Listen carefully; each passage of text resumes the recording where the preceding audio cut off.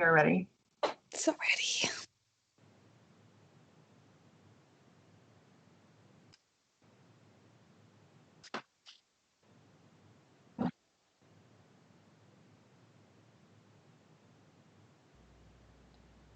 Because for some reason it went back to default. But now you can all hear me because I am amazingly smart this way. My audio wasn't working, but it is now. Everything should be working. We should be good. Welcome everyone back to dinner and a game. Tonight is Tuesday and what? Huh? I can't hear us. Can't hear y'all or can't hear us? It's gotta catch up. up. Hang on. I see what's going catch on. What the hell went with this? Give me a moment. Josh. Almost good. The joys of live internet. Yeah, we did it wrong. Woo! Now, can everyone hear all of us? Yes. Peanut Gallery Seem says good we seem now. good. Yes. Yay! Thank you very much for helping us out. Chat room, for all that you We get love 10 our XP. chat. We love you guys. And the chat room gets 10 XP. Woo! I don't know what it's for, but it's there. Welcome back to Dinner and a Game. We are playing tonight our Eberron campaign, and we have had some changes. We've had a change up in the lineup. As before, Elise had to drop, and we, of course, wish her very well, and we hope that she will be hopefully rejoining us sometime, but we don't know for sure, and we are going to respect her situation and let her make her decisions on her own as she needs to. We also lost Kat. There was just a little bit of an issue with environment there, and so Kat is going to step back for a bit, and we're going to be moving on. But we have also gained a new player, and it's going to be very confusing because we've gained another Josh. Hey, everyone. How's it There going? can be only one. So we're going to have a Highlander-esque throwdown where one of them has to cut off the other's head, and then we'll establish which Josh is Josh. At Welcome 8,000 Team 8,000 Josh. followers. At 8,000 followers. That's the milestone for 8,000. We'll live stream a fist fight between me and him. oh, can we not For do the- that? for the I'd mantle. rather. For the mantle of Josh.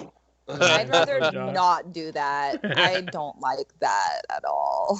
No, I don't. Well, You're we'll- not going to be a part of it. Your name's not Josh. That's I very know. I true. know, but I don't want that to happen at all in general. Like, that just But it'll be doesn't sound fun. funsies. We got to do things for views. I mean, people like it when we do stuff for views, even if it's Yeah. impractical and we get injured.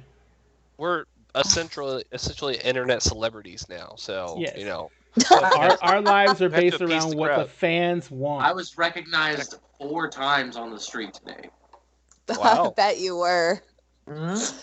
Not for this show, though. But Is it the the same police, homeless man that you've the been police talking stopping about? you to question you, Josh, is not the same thing as getting recognized. Not for internet things, anyways. Ooh. No, they were like, "No, I know you. You're that guy. You're that guy who I saw on camera." And Oh wait, hold on. Which camera are we talking? Are we talking about this or the other site that we don't really talk about in front of everybody? it was for my OnlyFans, Hey, there it is. which is just me dressed up and role playing as a goblin, talking about how great cheese, buttons, and shiny rocks are. Hey. So, but I know. I'm a subscriber. I can't help it. So everyone hit up Josh's OnlyFans. It's Goblin Cheese at. Wait, no. There might actually be a I goblin. know. We probably just sent So someone don't somewhere plug. bad. Do not plug. Do not plug. Yes. But speaking of plugs, one thing we are going to be doing, I don't know if everyone else saw this, but I noticed something today, and it gave me great concern for our gaming community. and that is that the major retailers, Target, Walmart, basically all the major retailers, have decided that they are going to be canceling, and it's Thanksgiving Day sales, the sales on Thanksgiving Day and Black Friday. And that is because the retailers are betting on the fact that COVID is not going to clear out enough for them to actually be able to run those sales.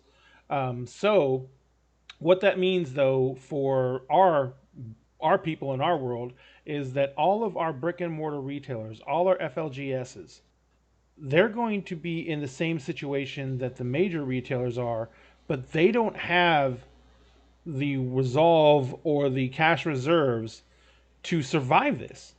So, what I'm asking from our fans and from our followers is if you have an FLGS, a friendly local game store, and if you guys are going to be doing any type of ordering, any gaming books, anything at all, go to your FLGS first. I don't mean go there in person. Call them. They are almost all of them have set up curbside service by now. Almost all of them are doing orders and pre-orders by now.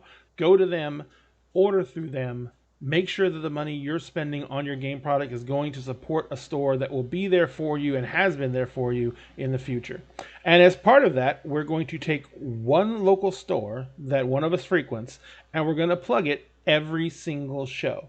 So, Josh H., you're the newest person to the show, so do you have a friendly local gaming store that you like to frequent in your area that you would like to plug?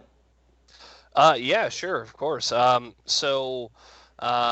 I was saying earlier, all the local Austin critters will go out to Emerald Game Tavern, and once a month do a little thing where we go and we'll order food, we'll buy some stuff, we'll socially distance, see each other and say hello, all that good stuff. So Emerald Tavern has always been here for critters, as far as I know. Whenever we had the live show in Austin, they hosted the Texas Critter Meetup. So yeah, That was a lot. yeah, absolutely. That was a lot of people. It was a lot of people. They were super welcoming, and they had everything set up for us. So yeah, Emerald Tavern is fantastic. Excellent. Thank you very much. So that is Emerald Tavern's Games and Cafe. It's located in Austin, Texas. I just want to make sure it's located in Austin and not Round Rock or anything. So it's in Austin, Texas. It's at 9012 Research Boulevard, number 1 in Austin, Texas. It's in the Lone Star Shopping Center. And it is kind of right down from Plucker's Wings. It's right there on 187. So it's pretty much easy to find. 183, sorry. I don't want to say 187. Oh, no worries. It's behind the Highland Lanes bowling alley. Yeah, and it's right off there. So if you guys get a chance, show them some love, show them some patronage, and let's just try and keep these local venues that we have available to us open, because this is not looking like it's going to be a short-term solution in any way, shape, or form. We're looking at a long stay here, and we need to make sure that we are supporting the people who are keeping us or going to be there for us after this clears up and when we want to go back to the game table. So make sure we all step in and do what we can there. And thank you all for whatever you can do. It's always appreciated. Game stores are always basically running that fine cusp on whether they're going to be able to stay open for one more month or not. And this type of situation is what pushes them over the edge. So do what you can to help. And I know they'll appreciate it. I know we appreciate it. And thank you all for just, trying.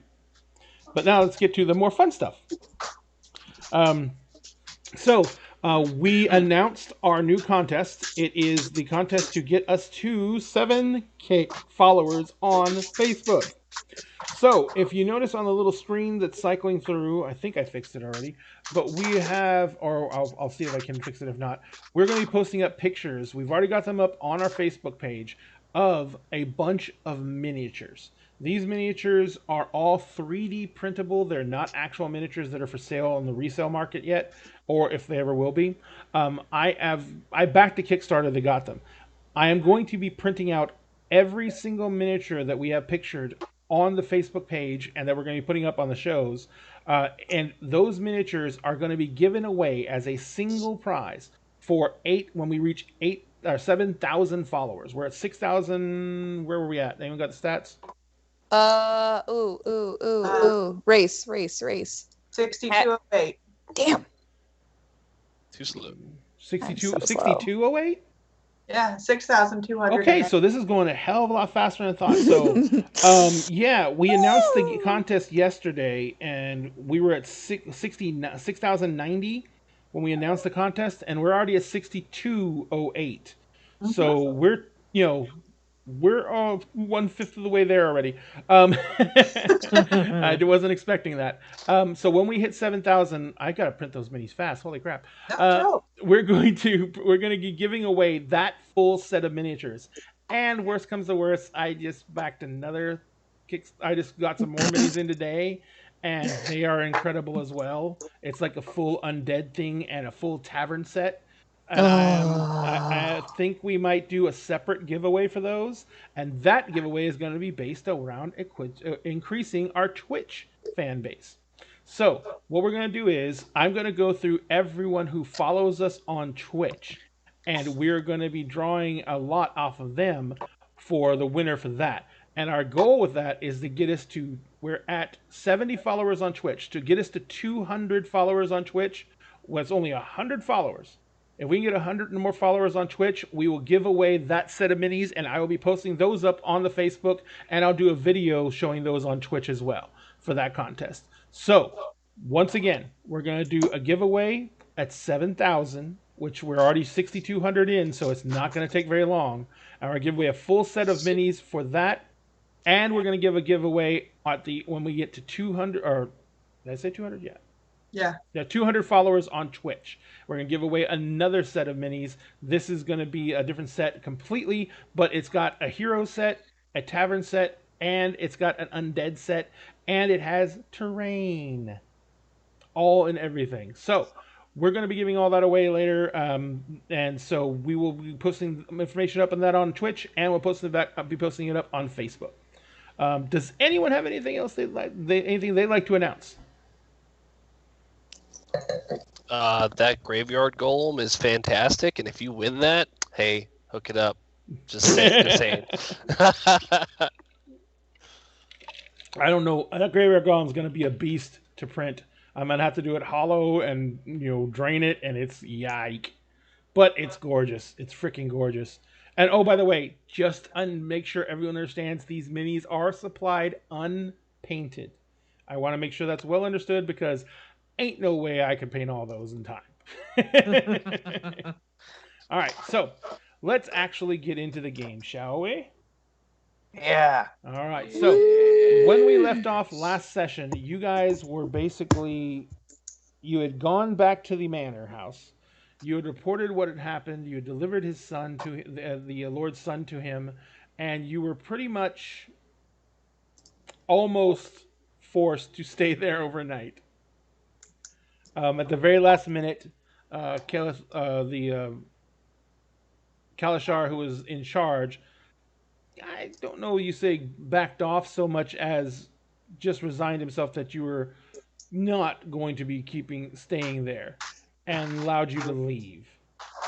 No, he tried to go all reverse psychology. He was like, oh, well, if you don't want it, then I guess you don't have to. And we said, yeah, cool, thanks. Later. Bye. Later.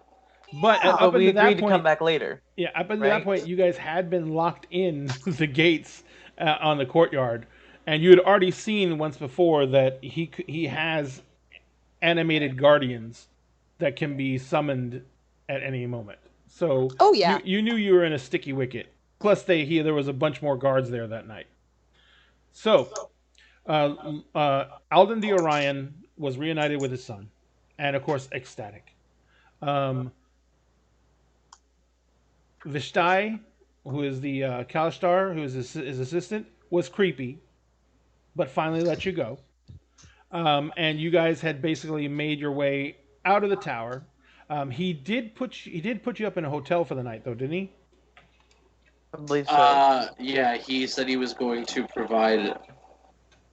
I don't remember if he gave us the name of the place, but And I'm looking through my notes right now, and like, I'm not. It's not impossible that I just didn't write that down. Mm-hmm. But like, I don't have anything about like where exactly he is going to set us up. So fun story. I bought a whole brand new notebook to take notes for this campaign, and I've lost it already. I always just open up an email and take notes in there, and then send it to myself at the end of the evening. Yeah. I don't type fast enough for Notepad that. app, or you can't see it because that's how technology works. But yeah, I Notepad app. don't type fast enough for that. Okay, so no problem. Go ahead. I remember that I have a journal that we found down there, and I couldn't read it. It's in a language you couldn't. Yeah. Yeah, I didn't. It wasn't a journal. Remember, it was a ledger book, which means it has entries. Yeah, ledger book. It has entries for expenditures. So I didn't get a chance to run my languages past you just to make sure that it's not something that I can't. But it's Common, Draconic, Dwarvish, Halfling, and Thieves can't. Mm-hmm. It's none of those. None of those. Okay. Yeah. So I pocketed that, and I was going to go back to Otto's and take that platinum brick and pay off my debt with it. Yep. Because each one of you got one platinum. 250. It was worth 250. Yeah, and each one of you got one of those bars, didn't you? Yeah. Yeah. And it was worth 250 gold or 250 platinum. It's 25 platinum. It's 250 gold. 250 gold. I owe Otto 200 gold, so this will square me away, and I'm gonna let him keep the extra 50, maybe in exchange for something else. But we'll see when I talk to him there. Gotcha. But that was the immediate plan, and Astrid was too concerned that I would not come back, so she was following me. Yeah, I was gonna go with him because I was like, no, we're not just doing this where everybody's scared that Bastion's gonna disappear into the crowd. Not necessarily like that you're gonna bail on us. I'm afraid something's gonna happen to you. She's worried that Otto's gonna sell you up the creek. Both are entirely possible. Both are valid. Both are valid possibilities. Both are valid. All right. So you guys are starting to head. You guys are making your way out of the Mithril district. I'm assuming you don't want to go back down to the lowest levels, so you're not going to be taking that lift you found back. But no. So are you going to guys take a sky cab or? Powder offers to pay for a sky cab. So we don't back before the nobles until like dinner tomorrow. Exactly. Or you're dinner invited tonight. to dinner. No, dinner tomorrow. Dinner tomorrow. Okay. Because he knows you're beaten up, you're tired, you went through hell, so he was allowing you to have the night off for the most part. I mean, you're not his employee. Because you're working this for the guard. You weren't working this for the actual, for them. Right. So yeah, if Powder's gonna pay for a cab, then I was just gonna hoof it, but because I don't have enough money to pay for a cab. Gotcha. Yeah, Powder goes, I'll buy our way down. Let's just be safe for now. Mm-hmm. So take it easy. As with the situations in Sharn, up here the cabs are very nice, very well accompanied, very well accoutrement out.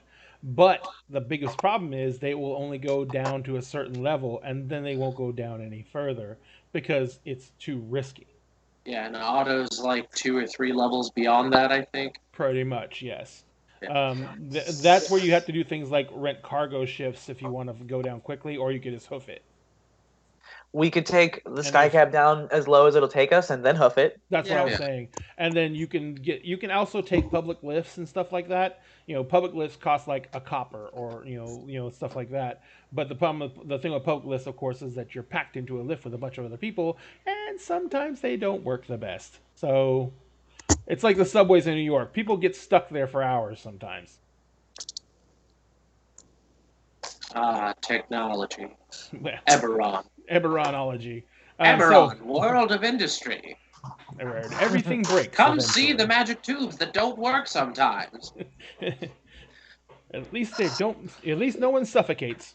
Well. All right, so you guys. Unless it drops into an ocean. So Powder, you're going to be out 2 gold for a cab big enough to haul all 4 of you down. Okay.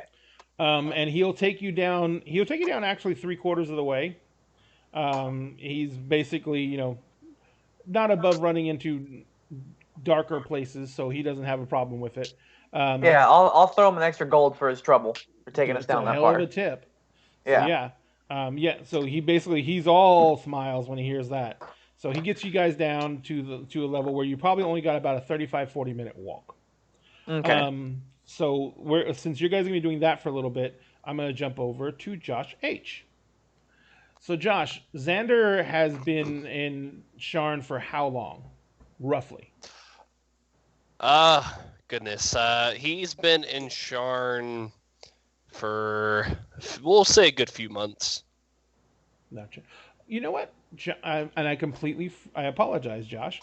We do a little tradition here when we have the player start up. Josh, would you care to introduce yourself to the crowd and maybe give a little bit of geek cred? Sure. Yes. Geek cred, like what I've been How playing. How long you been gaming? Like okay, cool. What type of games you do? Right.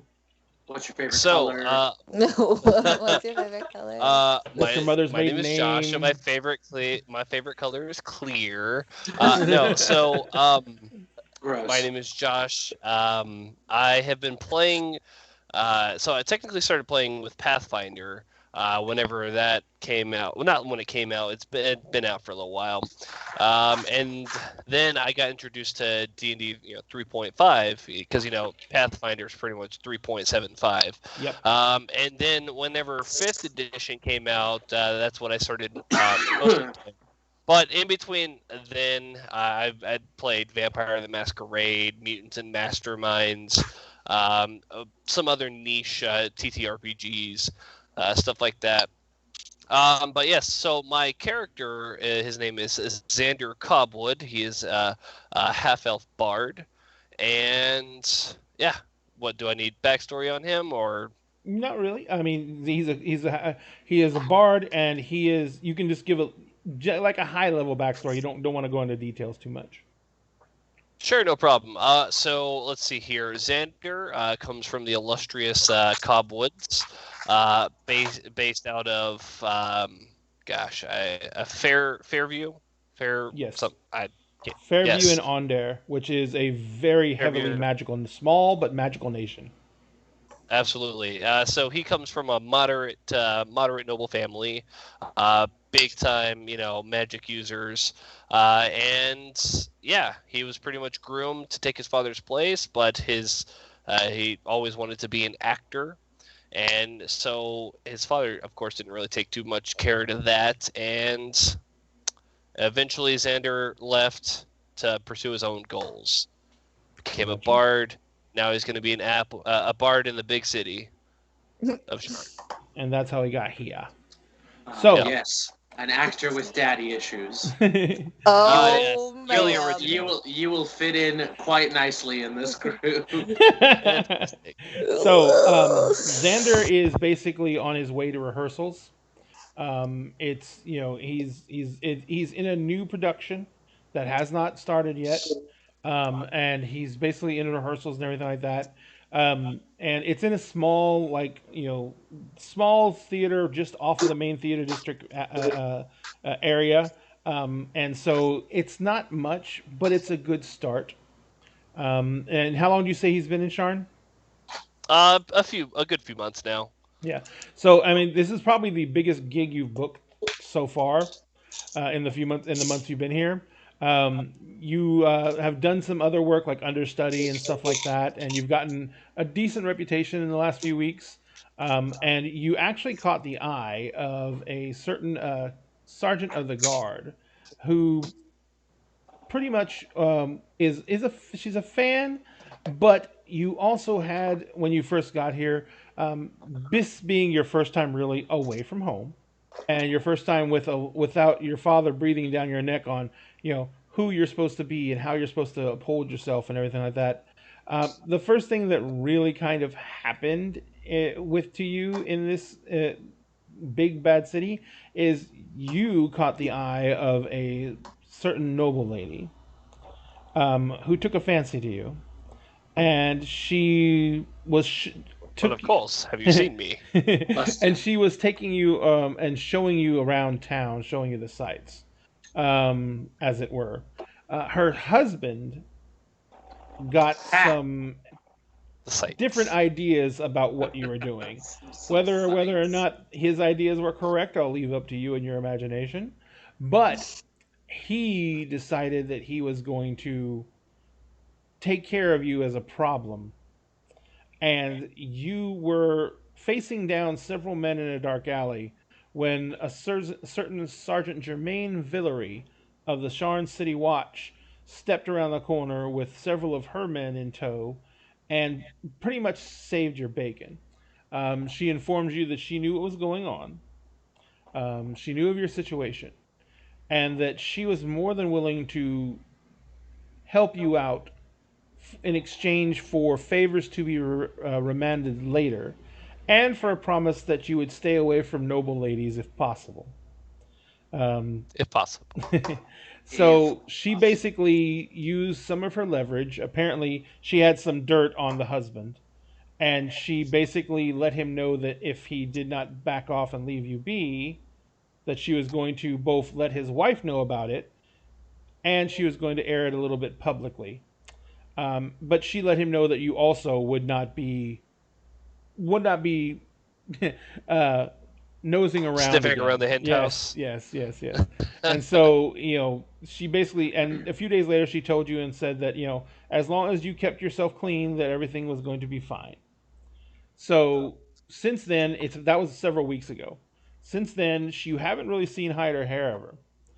So as you're walking in the theater, she kind of steps out of the shadows out of nowhere. And she's like, "Oh, Xander. Good God, you certainly do make a habit of stepping out to the shadows, don't you?" She's like, "It is a nice way to make an entrance. You're in theater, you would understand." Oh, yes, it's very memorable, I'm sure. She says, "What I need to talk to you about is something a little bit outside of your normal performances. As you may or may not know, the Sharn City Watch is very hard-pressed to keep up with the criminal element within the city. And because of that, we have taken it upon ourselves to commission heroes to perform tasks, small tasks, not too dangerous, that are, just beneath the guard's watch at this point, and things we just need to get some help with in order to help maintain order. Well, I've got a crew, you'd say, who have done pretty well for themselves. And they have done some favors for some pretty high up people. And as a sign of appreciation, these people have been very generous back to the watch itself. Sizable donations. So I figure I would kick in a little bit of those funds and provide them with a little more arcane backup. Would you be willing to take on a side job, paying an initial 25 gold, but if rumors are true, could possibly gain you a substantial amount more? I'm talking way more than you make in the theater currently. Maybe even giving you some time to wait for a, and she kind of gestures at the shabby theater you're going into, wait for a role that's more worthy of you, rather than wasting your time here. Oh, well, you did really save my behind. And the rest of you. Very true, but, gotta focus on the assets. Let's see. I suppose I really don't have much of a choice. You do. No. I will not have this seen as extortion. I mean, I'm good at extortion, but that's not what I'll have this seen as. This is literally just you paying back a small favor with a small favor. We don't want to make more of this than this is. There is risk. There's risk in everything. There's risk walking out your door in Sharn. What I'm saying is, This would pay you back and make a square, and you would turn a profit. That's what I'm offering. Well, what does what does this job entail? Is there any details about it? Right now, what it entails is wrapping up some business they have with a certain noble who they have aided, and I'll give you the details. Actually, they saved this noble's son from possible death, and have done a lot to help this noble's family clear their name of some very horrible situations. So, because of that, the noble is going to be rewarding them with a dinner held in their honor tomorrow. Or, sorry, I said tonight, later tonight. What I want you to do is find them. I'll tell you where they're staying. And you will let them know. And she basically pulls out a very small brooch. She's like, show them this. They've seen it before. She kind of hands it over to you. And she says, this will let you find them as well, wherever they are. She says, it will guide you to its counterpart, which one of them carries. She says, you will, when you find them, you will let them know that I am sending you to them in order to help them with the next part of their mission. Because for the Watch, this isn't over. And I want to express to you that this is part of everyday life in the Watch. But this group of adventurers has thwarted the Dosk. And if you don't know out of character, Josh, the Dosk is one of the more well-known, violent, and organized criminal syndicates in Sharn. She says, so they have foiled the Dosk's plans at least once. And they have certain aspects of the Dosk on the run. And we were going to put them back on the trail of that because we have gotten some information that we want to give to them. And I'm going to give you that information, and you're going to disseminate to them, and you're going to go finish up this loose end and apprehend several members of the Dosk for us. Now, with this crew, you should be able to handle that very readily. You know, I think, Sergeant Domain, I think you've got a deal. Excellent. She says, in that case, and she tells you an inn that is in a much better part of the town than you've ever seen.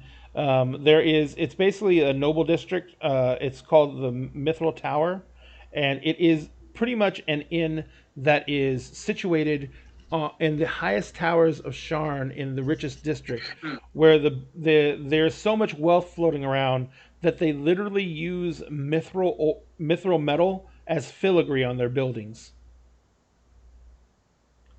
So, yeah, it's pretty much that type of rich.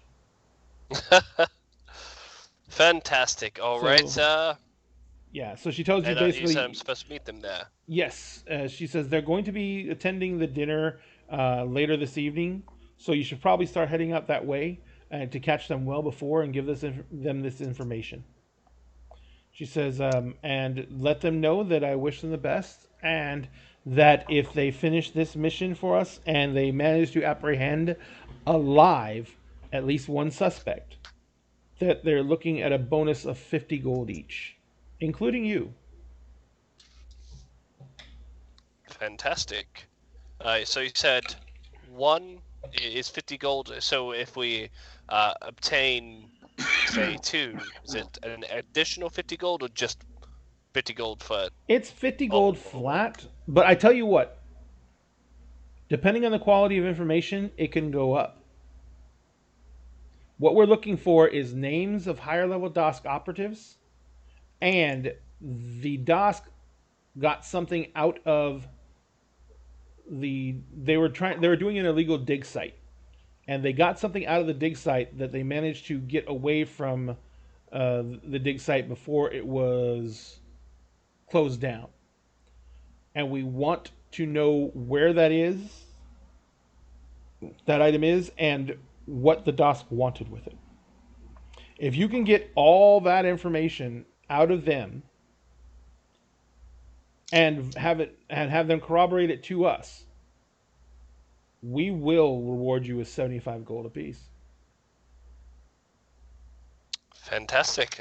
I can see now why you brought me on for my persuasive talents, shall we say. I did say that I have taken note of your skills and attributes.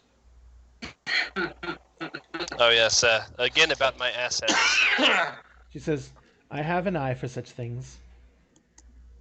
Clearly. All right, so I don't suppose your little step into the shadows will allow me to just step out of wherever they are, or am I just hoofing it? I'm afraid you're huffing it, dear.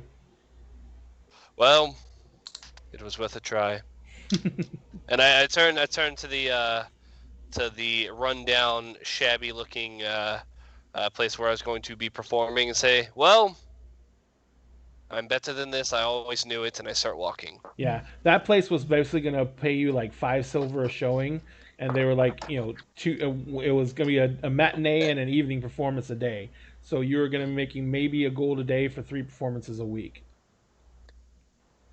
So it wasn't really the greatest payout anyway. So, Indeed.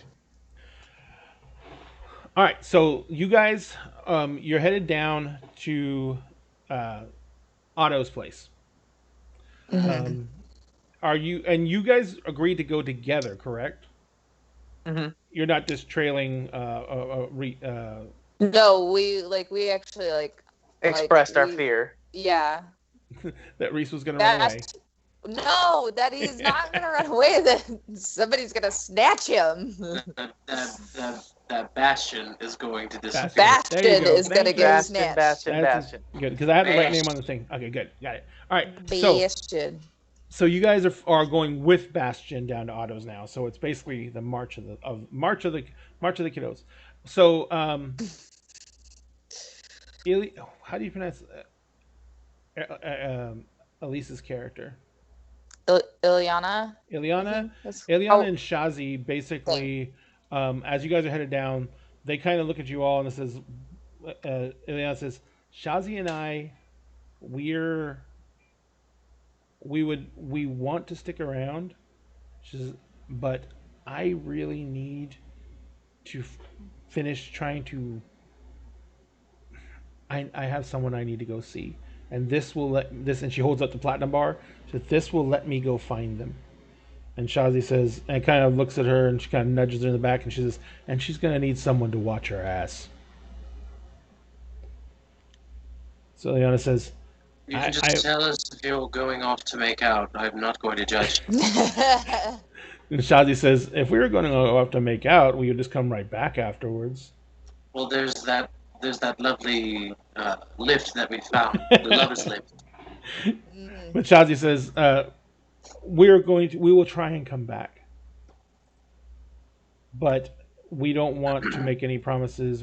And Ilyana says, I don't know how long it's going to take, but if we can come back, we will.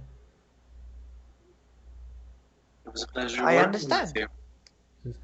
Ilyana says, you guys are great, and I'm going to miss the hell out of you. And Thank you for all your help. And Shazi says, I mean, I really just got beaten up a lot for you guys, but I guess you're okay. And you were very, very good at it. It was, and Shazi kind of nods and says, I'll accept that. Your skills will be missed. And Ilyana kind of looks at you and smiles and says, everyone be careful, all right? I want something to come back to, so take care of yourselves. Absolutely. Understood. Of course. And they kind of nod at you all, and they kind of like walk off and into the distance. I make my way to Otto's. Right. Yep. So Otto's is in the same place you left it, in that same shabby, rundown pawn shop. Yep. in the lee of one of the towers and completely cast in shadow. It's got the two lights in front still, and it's got that pawnbroker sign over the door still that's kind of hanging by one hinge. It's almost falling off. You come up, the little green light by the door that means Otto's in is lit up. So you just kind of roll on inside. Yeah, I'm going to go in and... you walk in, and there's a little old lady who's sitting there, and she's got this wire contraption sitting on Otto's desk. And sitting on Otto's counter, and Otto's going, "Look, lady, I don't understand what you're not hearing here, but I don't want an undead parrot." And she's like, "But it sings, sir." He says, "It makes a god-awful screeching noise, and it smells." And she's like, just 5 silver, sir. Anything you can do." And Otto says, "If I give you money, you're going to leave it here. And it's horrible." And she's like, "Well, 4 silver." And Otto's like, "Here's 2 silver. Take it and go." And she's like, "Thank you, sir." And she grabs the silver and she kind of goes, and you guys see her, she's walking back.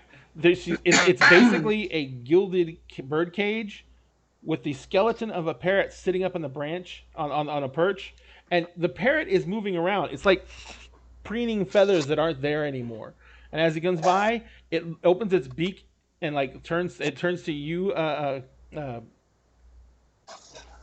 Astrid. It turns, looks at you, and it opens its beak like it's gonna squawk, but instead of squawking, this dry puff of dust comes out, and this horrible noise comes out of it. And she's like, "Oh, he likes you. You want it?" No, thanks. 3 silver. No, I'm 2. fine. I can't. I couldn't. I just couldn't. Otto's like, "That's it. Out. And the little lady kind of like, "Fine," and stomps out the door. He's like, "Good God, the things that come into this place get weirder every day." He's like, "All right. So, Bastion, why you back so soon? I'm not hiding anyone else." "I've come with good news." And I'm going to kind of saunter up to the counter and like, just place with a dull thud onto the counter this bar of plat. But I'm not going to take my hand off of it completely. He just kind of looks down at it and looks at you, and he's like, "Who's dead?" "Several hired mercenaries." Yeah, about that. Word's gotten out that the Dosk took a hit, and that some unknown players raided one of their sites. I wouldn't know a thing about that. Just as you wouldn't. Oh God, I don't know anything. No, you're just a humble merchant, and I am but a passerby. I am but a humble purveyor of antiquities, like undead fucking parrots. He says, "All right, look." Yes, I never figured that you would be one for such charity, Otto. I think you're going soft in your old years. He says, "Anything to get that filthy, disgusting thing out of the store. And hey, everyone gets soft in their old age. That's why they call it the dottering years." He looks at you and says, "All right." He says, "May I?" And he taps on it. "Should cover our debt." He's and like, then some. Kind of looks at it, looks it over. He's like, "Second." And he reaches down, he pulls out a small silver tray, and it's got like a little vial on it. And he like puts a glass dropper into it and draws out some fluid.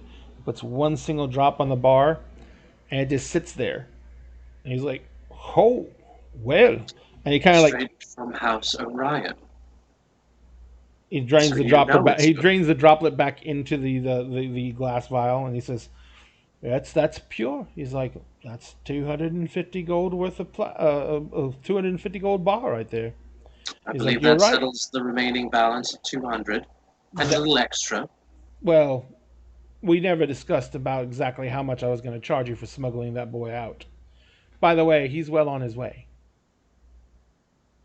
Thank you. You're welcome. So I'd say this pretty much settles. There's one other thing that I would need of you.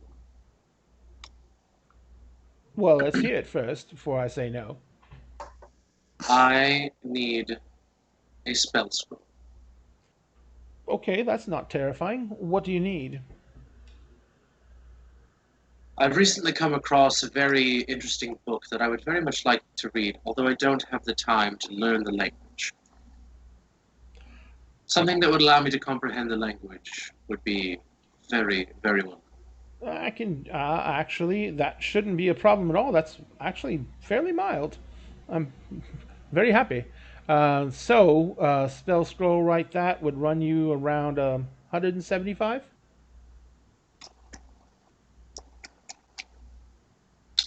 I noticed there's a distinct pause. Yeah, so I kind of narrow my eyes at him, and I'm going to do insight to see if he's fucking me right now. Because 175 for a level 1 spell, spell for a scroll seems steep to me. So go ahead. That's an 18.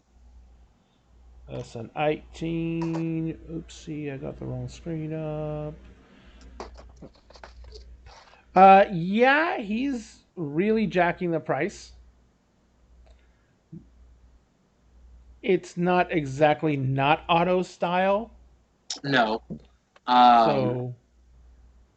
And I'll say to him, Otto, listen. I am finding myself currently in favor of House O'Reilly, which means there will be a hefty pay. Yes, but future money doesn't spend now. No. I tell you what. All right. Let's say that the trade bar gets you even. And I'll throw in the spell scroll. And you do me one last favor. Old time's sake. Not a huge one. Deal. Nothing super risky. All right. It's like, you guys hold up here for 5-10 minutes. I need to go dig around in the back. If anyone comes in, the bell will tell me. But if I don't show up in a few moments, let me know. Can't have anyone stealing my incredibly valuable wares, which which doesn't include a dead parrot anymore. So he jumps down off of his stool. He goes running off into the back. It doesn't even take him 5 minutes. Go ahead. In the time that he goes, I'm going to go and I'm going to latch the front door so that way we aren't interrupted by another crazy parrot lady. Gotcha. So as you go up and latch the front door, let me see something real quick. Josh, what's your passive perception, or what's I am a 15. 15. Mm-hmm. So Bastion notices when he walks back up to the front door that above the front door there is a little pyramid with the all-seeing eye above it. Mm-hmm. And in that pyramid, you notice that as you're walking in the front door, that the eye follows you to the front door, and then darts around the room, looks at everyone in the room, then retracts to you, and then looks around in the room, and then retracts to you, and looks around in the room. Can I? It's a symbol made out of brass, and the eye is brass as well. Would I just recognize this thing as being like the Eberron version of a security camera, being like that I live in this world? Yeah, well, it's basically something along those lines. Yes. Especially since me and Otto go not way back, but we go back.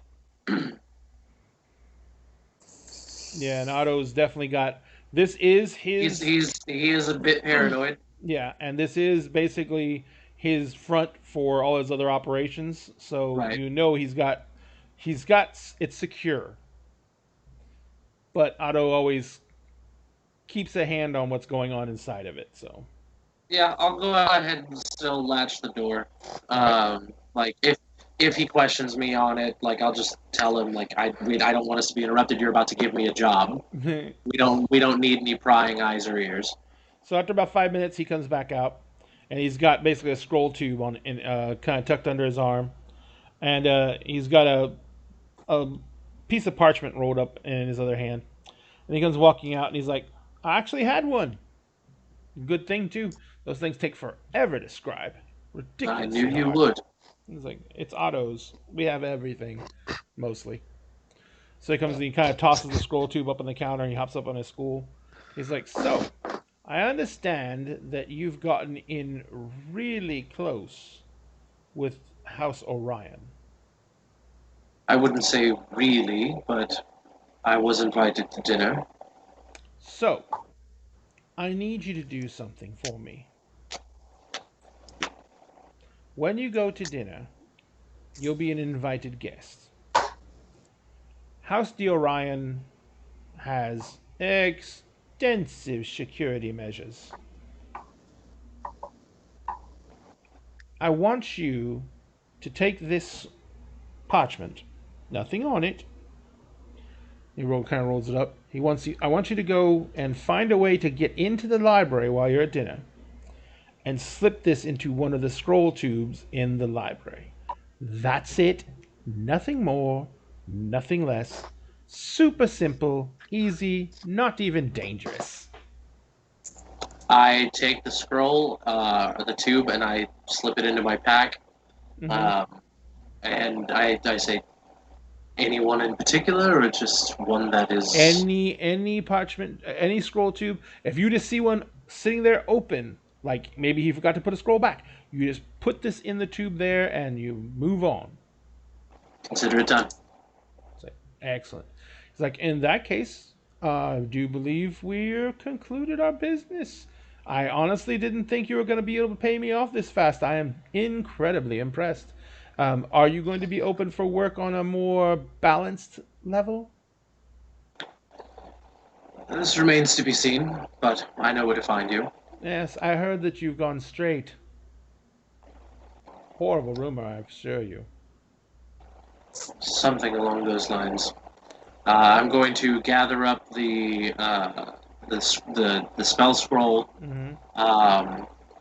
and I'm going to just kind of nod to him and tap my pack where I have put his parchment. His parchment, and I'm gonna signal to my three tag-alongs, and I'm gonna head to the door. Right. What have the rest of you been doing? Just looking around the shop? Yeah, I've actually been browsing.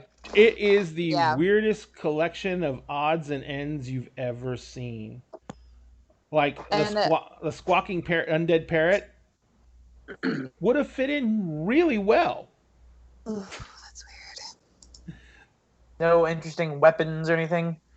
No, there's not really any weapons. He mainly has a bunch of arcane devices. If he has any weapons, they're secured somewhere. Trust me, he's not going to leave them laying around. Exactly. But there's a bunch of weird arcane devices. There is a monkey. It's obviously a stuffed monkey, and it has two symbols in its hands. And it basically, when you walk up to it, the monkey starts slamming the symbols together ridiculously fast. And then when you get closer to it, it stops and says, "And for a silver, I will." And it goes slam, slam, slam, slam, slam, slam, slam. Interesting. So it'll only stop for a silver. Once you get near it, yeah. Yeah. How much for the monkey? How much for the monkey? Otto's like, "Oh shit, that thing went off again." And he says, "Oh, you actually want to, 2 gold. But you do understand without the command word, you can't shut it off." or you give it a silver piece. Still want to know where those silver pieces go. I'd like to examine it. I'd like to take it apart and see what makes it tick. I don't know if the monkey will let you. It's a risk I'm willing to take. 2 gold and it's yours. I pay the man. He's like, give it a silver so it'll shut up and put it in a bag where it can't see anything. Yeah, I take my empty bag of holding that's just a regular bag right now, and I put him in there, and he barely just fits. He's still clacking the symbol together. Oh, I give him a silver. You drop a silver in the bag, and you hear a muffled "thank you." All right, so 2 gold and 1 silver. So, what are you doing, Cassie? Or Astrid? Is there like a front window on this building at all? The windows are super grimy. Okay. And they've been soaped out on. They've also been soaped out on the inside, but you could scrape some of the soap off to where you can see out. I don't know if I want to do all that. Okay. She's gonna browse too, but she's gonna stay very close to the door just in case anyone was coming in or anything. Gotcha. There is a there's a glass vase that's full of dead flowers that catches your eye for some reason. And when you go walking over to it, it has a little seal on it that says faded memories.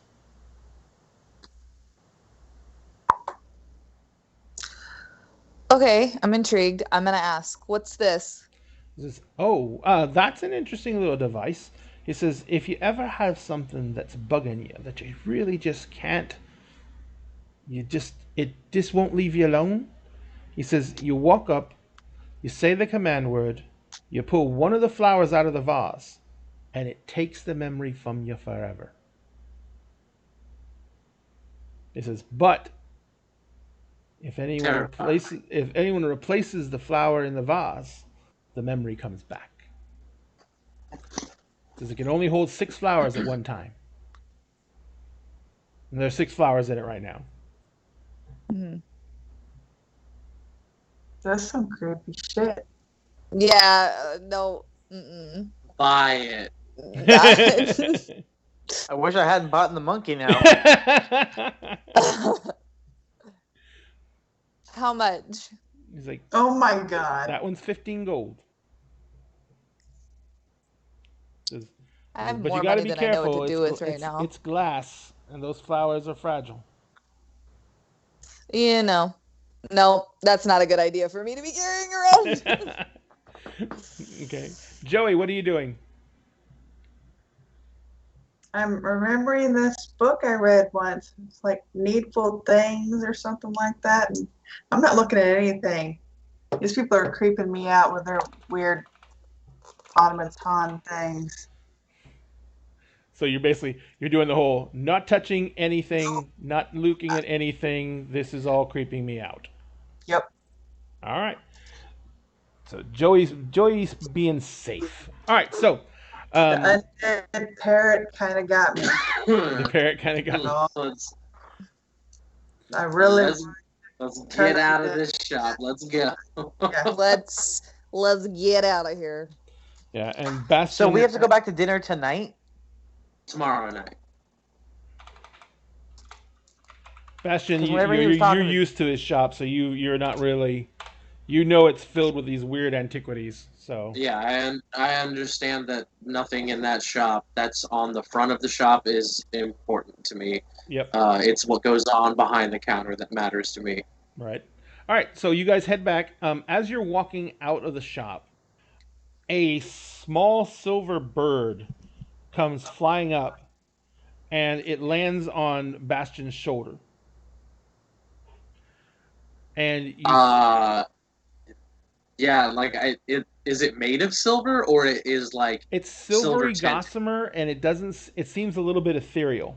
Okay. And it lands on your shoulder. It says, "You have rooms waiting at the Emerald Dawn."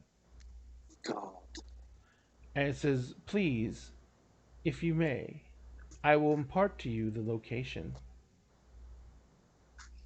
Yes. And you feel the bird kind of like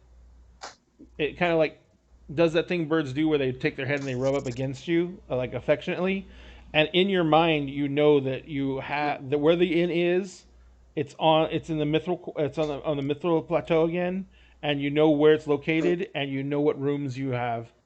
You have basically been booked in 2 rooms, one for you and Powder, and one for Joey and Astrid. And you have dinner waiting for you, bed, and breakfast in the morning. So with this information, it's just given to me. Yeah. I will share the information with the group so that way everyone else knows. And then at the end, I will also make make an addendum. I really feel like they could have just like written this down for us when we were there or something. This seems like a very grandiose gesture that was unnecessary, in my opinion. Isn't that what dragon-marked houses are all about? No offense, Joey. The hell? I don't even know where my mark is now. Which means it's usually somewhere you can't see. Yeah. All right, so you guys gonna head to the hotel, or did you have something else you want to take care of? Yeah, I mean, unless somebody else has something that they need to stop. Like, if are there any errands we need to run? Do we need groceries? How are we looking on snacks and drinks? I wouldn't mind getting potions if there's a shop to buy potions. This is Eberron, so it's actually really, really, really easy to acquire things like that. You can, on the way back, you can go to different vendors and pick up items you need. Anything that can be found in the player's handbook can be found at those prices and at the same quality. So healing potions are 50 gold apiece. Okay. The market is saturated. Yeah. Hey. The prices don't go down, but you can pretty much find what you need. Yeah. I'd just like to stop off and buy 3 basic 50 gold healing potions, which are just the 2d4 plus 2, right? Right. Cool. And there how many? Are there how much gold each? 50 gold each. And remember, if you want to spend money, you also have to go to a trader. I was gonna say, are we doing that in media res to go? We can do that in media res, yes. Yeah. You could have done that before you. In fact, it would have been better if you did that before you left the mithril quarter, because the mithril tower, because that would have been safer to do that up there. Okay. We can say everyone Bastion did it. Retcon that everyone but me did it. I wanted the drama. Yes, you wanted the drama of dropping the trade bar down. Exactly. I live for the drama. Yeah. Right. So, what is everyone gonna do with their little shopping spree? Is anyone else picking up any potions or anything like that? I'd like to probably get a couple as well. Okay, so that's 50 gold apiece. So that's 100 gold, but you can. And do you need me to add them to your sheet for you? I actually just recently figured out how to add items. Yes. Oh, well, I can add it to D&D Beyond. I know how to do that. I still have that up, so. Let's see, where's Joey? I would say I would stop and buy more crossbow bolts, but like I still have 40 because Powder was very kind to give me a magic ammo crossbow stuff. So, well, he has to do that every day, so that's fine. Also, Powder has 20 crossbow bolts with your name on them. You wrote my name on them? That's well, creepy. You know, he's. Yep, I'm gonna shoot you in the back. I was gonna say they actually target you only. So. Oh. Yeah. Oh. Okay. So that's what the level like 16 twist is gonna be. Mm-hmm.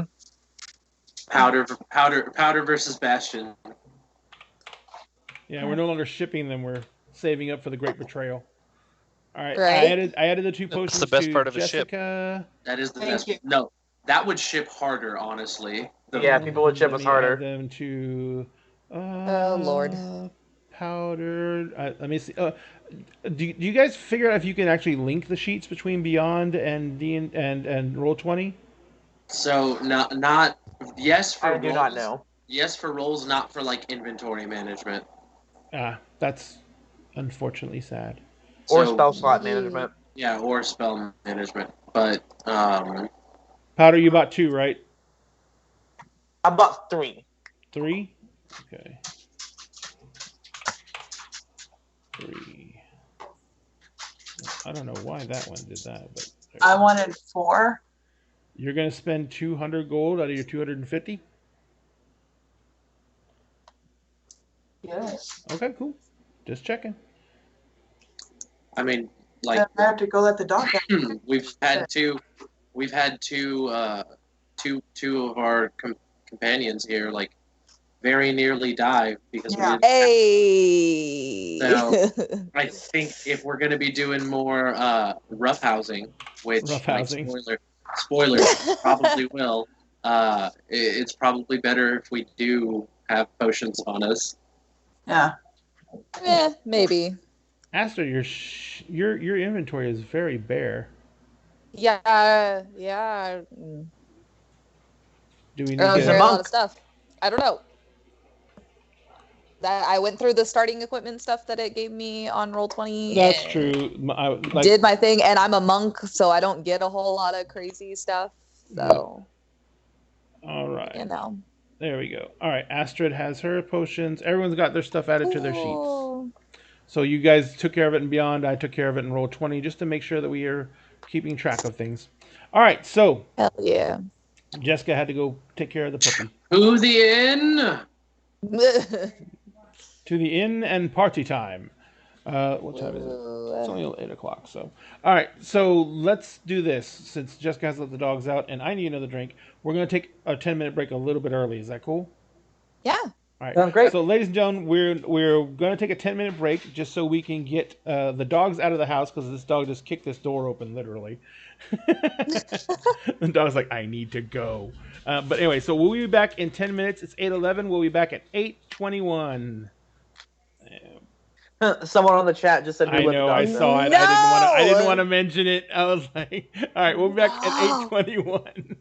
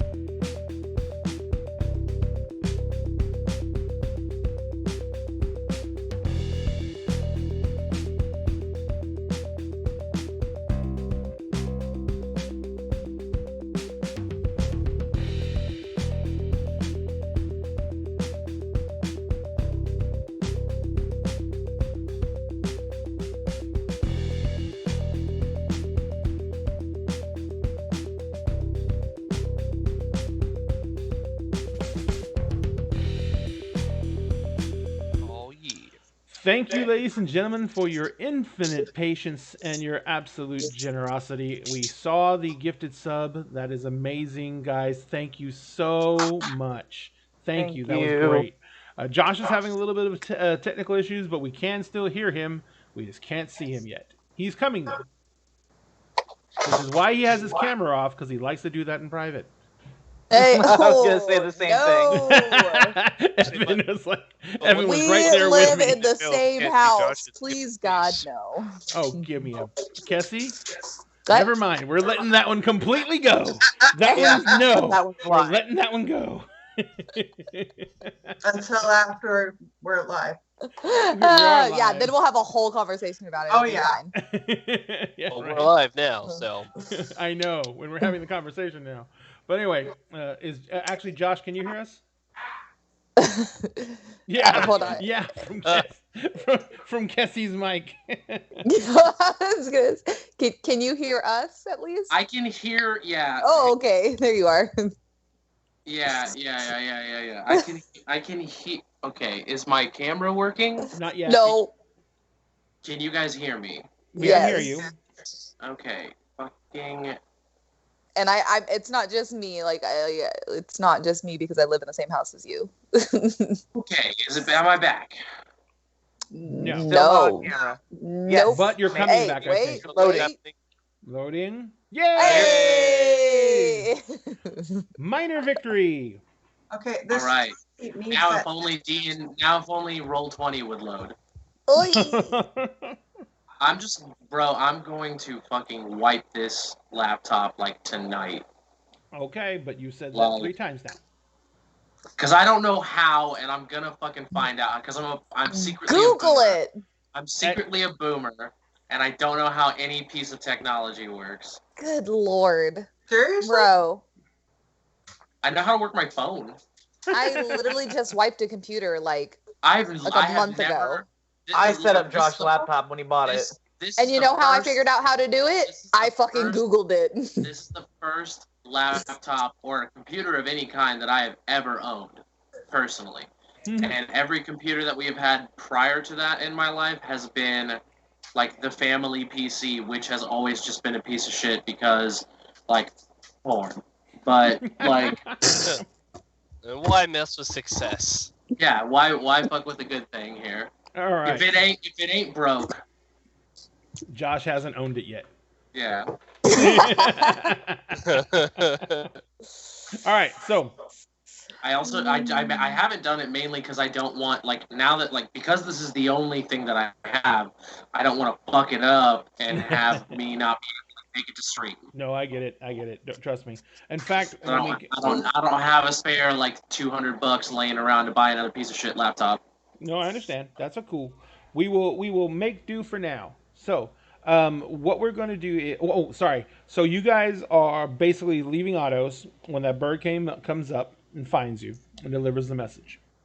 You guys start heading up because you got to go up at least a few levels before you can even get a skycab. Yep. Or even just a cargo lift to get you to take you up higher. So you guys head up a few levels. You get to the point where you're like starting to you see the skiffs going around and you're starting to start looking for someone to possibly flag down, and you see ahead of you a skycab comparable to the one you came down in, which looks out of place this low. The skycab has a driver, has a coachman who has a very large blunderbuss that he's holding across his chest, and on the side of the door of the coach it says Emerald Dawn, and it has a picture of the plane, the edge of the horizon with the sun coming up, but in place of the sun there is a glowing emerald on the door. And as you guys are walking up, the driver hops down and he says, is this the Orion party? Yes, it is. Good. We were told who to look for. Your chariot awaits. I hate it, and I get inside. Yep. You said, yeah, I hate it, and I get inside? No, I don't say I hate it. I hate it, and I get inside. Yep. Okay. Powders loves this shit. He's just like enjoying this wealthy life right now. Doesn't know what's wrong with you two. Look, I know the ties that come with this, so I'm not trying to. And Astrid has just lived in a monastery her entire life, so she's just like highly uncomfortable by any of this. Rich people don't just like, they're not just nice to not rich people. Powder really needs some self-care, so he's really enjoying it. Spa day. This is a spa day. Spa day. So you guys head up. The ride is very quick. I mean, it's still like 20 minutes, but for the amount of traffic and everything like that, it's incredibly quick. You guys head up and you get to the inn. The inn is in the Mithril District. It's on the outside edge of it, in the fringe. But it is every bit as ostentatious as the other buildings in the Mithril District. It has the Mithril filigree. It actually has a wrought iron gate as an entry point. And you see this as you ride through because you're high enough now that the sun is glistening in. And you can see that it is well past, evening now. And the sun is kind of streaming in from the sides. And the gate is in the perfect position to catch the sunset. The gate is made of mithril. And it glistens like diamonds in the sky. And as you ride through, once you hit in the courtyard, everywhere around you, there's this beautiful music playing. And there is a fountain in the center that the carriage rides around. And the fountain is, you can hear the trickling of water, but what you see is a flow of diamonds coming out of the fountain top and splashing down into the water itself. Okay, even I admit that's a little gaudy. When the coach pulls up, the coachman gets down and he gets a little stool out, puts it down, opens the door, and he stands aside and waits. And as each one of you gets out of the coach, he presents his hand in case you need it to get out. Nope. Up and now. I'll take it and I'll jump down. Jump down. Same. So as you walk in, Bastion is intimately aware that you do not have to check in. Your rooms are already provided, and that you can walk right up and your doors will be open for you.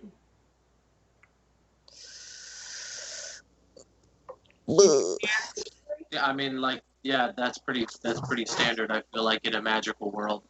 No, this is not like normal inns are just, you have a key to the room and that's it. No, but we're not going to an order. We're on the high end. Yeah. This is not. We're staying at the Hilton. Yes. We're Yeah. So you guys, there's a lift that takes up. This is a multi-story building. So there's a lift that takes you up, and you're staying on the 4th floor. You go walking down, and there's a single door at the end of the hallway. There's doors along the hallway as well, but you notice the doors are not 10 or 15 feet apart. The doors are 20 feet apart at least. All right. So as you get to go to the top of the lift, and you have this long hallway going down in front of you. It's about a 60-foot long corridor. There is only 3 sets of doors on the left and 3 sets of doors on the right. And that's it. At the end of the hallway still tees at the end, but because there's staircases down there too. But there's one door on the far wall, and that's it. So you guys, and that's actually the room you're staying in. So as you come walking out and go up to the room, the door swings open. And as the door swings open, you guys are looking on a living area that has a sunken set of couches that are around a hearth that is already lit. Around the hearth, there is already a bottle of wine set out with glasses for 4. There is a plate that has cheeses, different meats and stuff like that, and fruits and everything like that laid out. As you're walking in, a figure walks out of there's 2 doors to the left and the right on either side. A figure comes walking out of the doors on the left and says, "Oh, good, you've arrived. I am so happy to make your acquaintance. I am 767-513-7555. You can call me 5. This is a Warforge. In an apron with the hotel's livery on the front of it. Other than that, not wearing any other vestiges, no gear, no nothing like that. He's holding a set of blankets in one hand, and he says, "Give me one moment. I'm going to finish making up this room." She says, He says, "I've prepared some snacks for you. I've taken the liberty of activating the baths if anyone would like to enjoy one." She says, "I have also prepared some. I've ordered a meal to be prepared. I did not know what your specifications were. Unfortunately, I was not given that information. So I've taken the liberty of ordering some of the different sumptuous affair that we provide. Also, if anyone requires it, I am a very well trained masseuse. And if you require it as well, I am also very, very practiced in the art of repair if any of you have any items that need to be fixed while you stay with us. You are set to leave tomorrow in the early evening. You have full use of the facilities until then. You have full use of my services as your valet. Do you require anything at this moment, or may I finish making the room up?" I will need parchment, quill, and some ink. She gestures over, and there's a desk like right in front of the windows. There's actually 2 desks right in front of the windows, and there's a couple of sitting chairs between the desks because the wall on the other side of the room is like almost 20 feet wide, and the wall is glass, which is still, even in this technology, is incredibly rare and insanely expensive. But there's 2 desks, there's 2 sitting chairs between the 2 desks, and both the desks look out the window. She says, "There is parchment and ink, or there's charcoal. If you wish to sketch, the light is best over there. If you wish to have any missives sent, you can either use the parchment and we can have the missives hand-delivered, or there is a sending stone if you know the identity of the person that you wish to contact on each one of the desks. That is included with the room at up to 50 words. Beyond that, there is a charge." Thank you. And that is 50 words for each one of you individually. The sending stones will be able to bill individually as well. Wonderful. I'm sure I can think of something I'll need you to do soon, but you can finish making the beds for now. All right. Is there a laundry service available? Yes, sir. Excellent. Would you like... because I am still in, I am still, I am sticking out horribly in this place, because I'm still, dirty and, in kind of some tattered clothes. Yeah. Yeah.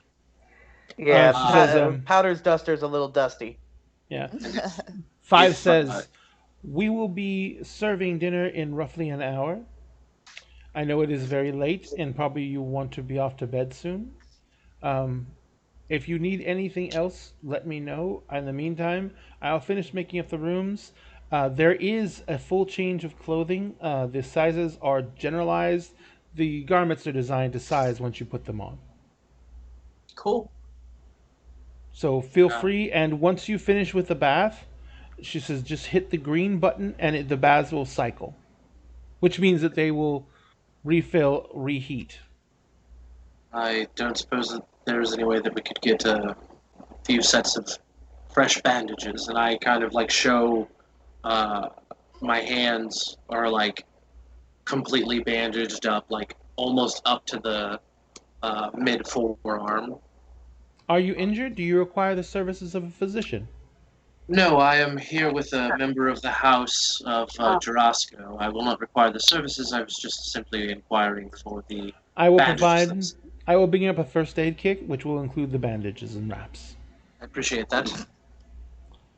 She says, "In the meantime, I will attend to my duties. If you have any requests or any other items you need, just say 5 out loud and I will hear you no matter where you are in the rooms." Yes. Impressive. Wonderful. What if we're counting? And this is out of character, but what if we're counting out loud and we accidentally summon? You got to count out loud to find out.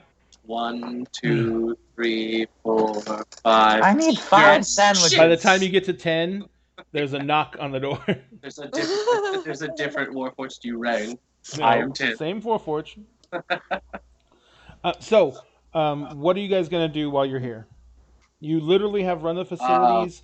It is rather late because you guys took care of those last items. So, you can take a bath, you can get a massage. They're going to feed you. The wine is amazing. The cheeses are a delicacy. The fruit is absolutely fresh and of the highest quality. The meats are delectable and delicious. Yeah, first thing I'm going to do is I'm going to get a bath in. I'm going to change out my bandages, but I'm assuming that we have like, while we're sharing like a room, we have like privacy, like ordered off areas. Yeah, you can do that in the bathroom. Yeah, I'm going to do that there, and then once I'm going to send my clothes to be cleaned, and then put on once the provided once I'm done like rebandaging up and everything, I'm going to use that scroll of comprehend languages to like sit at the desk, and I'm going to take some of this paper and like stuff from my forgery kit, and I am going to basically keep one hand on the book and like run my like left hand down the book, because you have to touch it to like for comprehend language, you have to touch the written language to be able to comprehend it, and I think it only lasts 10 minutes. The duration is 1 hour. 1 hour, okay, perfect. That's even better. I'm going to spend that whole hour just copying as I read. You can only do 1 page of text a minute. As much as I can. Like, as much as I can get in that hour, I am going to copy. And I'm going to go from the back, like the more recent entries, to the beginning. Now, the one thing that comprehend languages does not give you is you understand the language, but you still don't recognize it. That's fine. I don't need to know what language. I need to know what it says. Got it. Once I have like the copy of this, like I'm going to have my own copy of it as much as I can get in an hour, and I'll roll my forgery kit here in just a second to do that. But I want my own physical copy of this before I turn it into the. So are you doing two? Oh, are you going to spend all the hour copying down as many pages as you can, and then transcribe them over again later? No. I'm going to like translate them to common to me. Yes. So that way I can Sorry, that's what I meant by transcribe. You're going to copy them into a language you can read. Yeah. But you're going to do you're not going to do like 2 copies. You're going to do 1 copy right now into common. And then you can make more copies of that later if you want to. I just need a copy that I can read without a spell scroll. All right, no problem. So you're going to be able to get 60. Let's just make allowances for mistakes and all that. You're going to be able to get like 55 pages copied out of the book. Okay? And that's allowing for you to cast a spell, you to look around and figure out what's going on. And like you said, you're going to start from the back and start working your way forward. Actually, no, you had a good clear plan. You can do 60 pages. So you can do 60 pages, but you're going to be occupied for a full hour. Yep, that is what I'm doing. All right. Actually, Josh H., I'm going to change the timeline. I was going to make this for the next day, but let's make it for the evening, that same evening, because it's going to. The time scale is a little bit off, and it took longer with them than I thought I was going to. So you're basically as he's sitting down to transcribe, and everyone else is going about their daily business. You are coming up on the inn. Okay. As you come walking up to the inn, there is gentleman behind the desk, and you walk in through the mithril gates, which are now actually the mithril gates are glowing in the dark, and they have the seal of the Emerald Dawn on the front of them. As the gates open up as you come walking up, you didn't ask to come in, you didn't make any statements. The gates just opened. Oh, I'm from Undead. This is nothing. Yes, yeah. No, this is parlor tricks. Of course. You see the same thing they saw. They see the beautiful fountain in the front, audacious and gaudy, with the diamonds trickling out of it. And you come walking in. The inner area is a beautiful marble mezzanine. There is a front desk counter to the left. There are lifts in the back. There's a small restaurant and sitting area over to the right hand side. And you go up to the counter. And the gentleman looks up and he says, "What was your character's last name?" I don't have it. Cobwood. Cobwood. That's like. He's like, "Oh, Mr. Cobwood, sir. We've been expecting you. Yes, of course you have. Your party's already arrived and they are settling in. May I announce you?"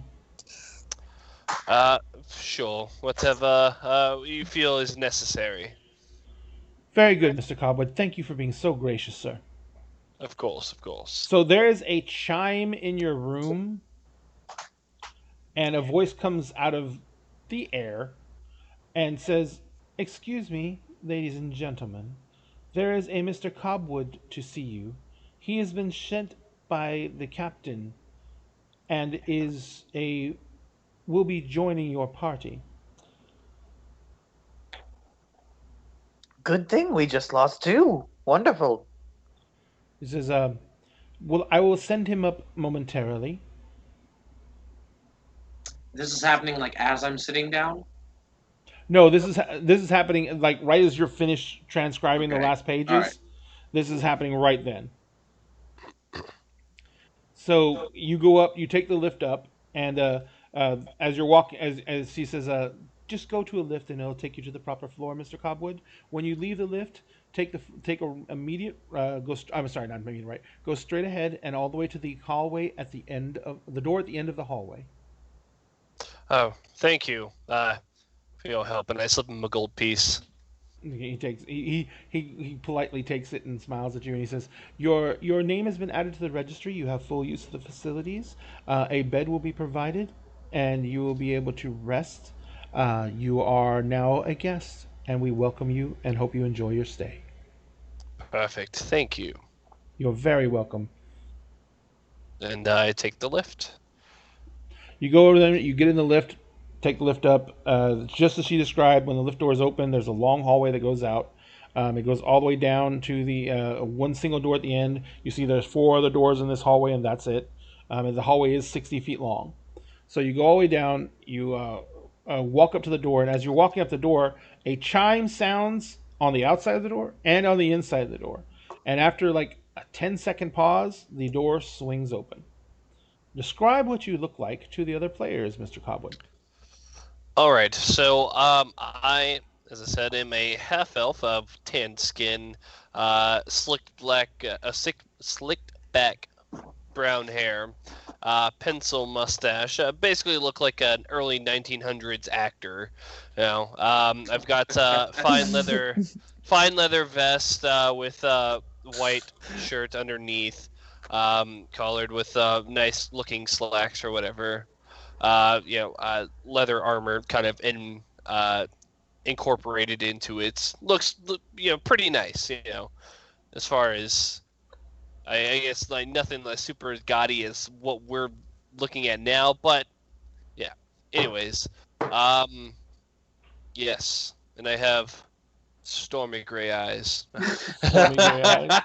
That's Stormy right. gray. Wow. Stormy gray eyes. Love it. Oh, Love it. man. That's right. He has eyes like the Love sea it. after a It's storm. good. Oh God. As you wish. My mom boy. Oh my God. I don't think we finished with those jokes, but we'll go for now. Oh, yes. So I see them before me.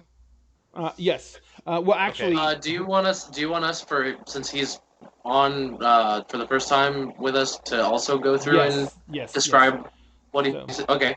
I'll go first. I am a human, about like 5'10", probably like just starting to stand up from the desk. I guess right now I'm probably, since my clothes are being washed, like in a robe of some kind or something. It's actually more like a white martial arts gi. It's like kind of like pajama pants and then a gi, because it's designed to be put on by people of all shapes and sizes. Right. So I'm not super tall, kind of slender. I look slightly emaciated, like I haven't eaten properly in like several years. My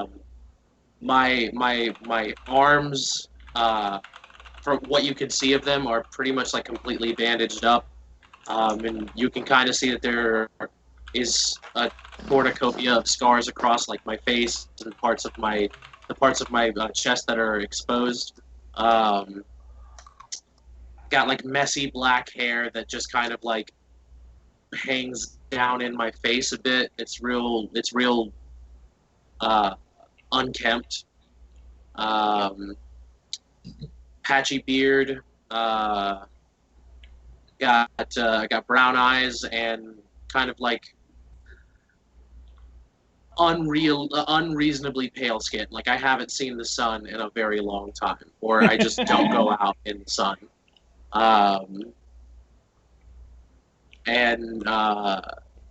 Just kind of like staring you up and down, very like analytical. Like I'm taking in. It's like I'm taking in everything about you, from like your looks to the way that you even like walk and talk. I'm like studying. Proudly is how I walk and talk. All right, Kessie, let's go with Astrid. All right.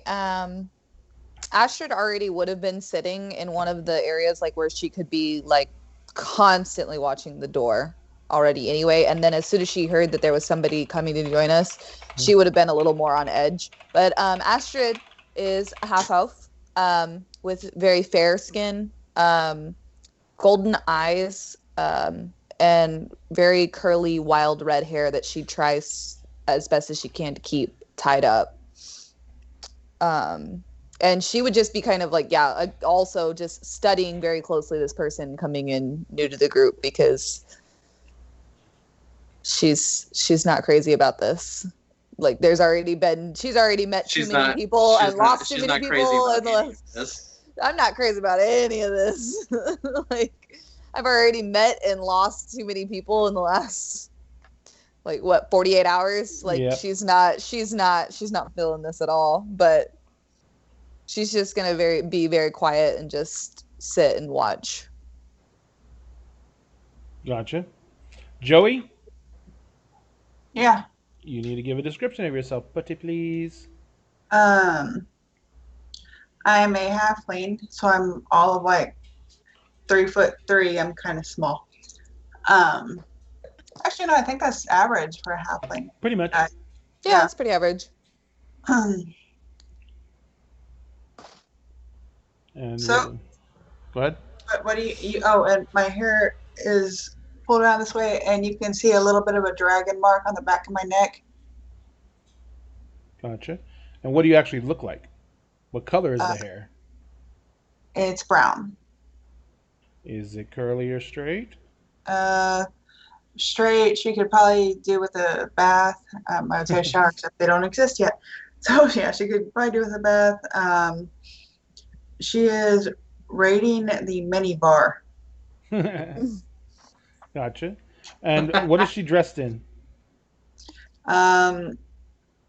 She's honestly dressed in traveling clothes still. Like hasn't taken off her nasty ass clothes that she's been doing stuff in for however long we've been doing this. Yeah. Gotcha. All right, and lastly, Powder. So you would see Powder sitting at another table probably with all of his guns splayed out on the table, because he would be getting his armor cleaned and his duster laundered.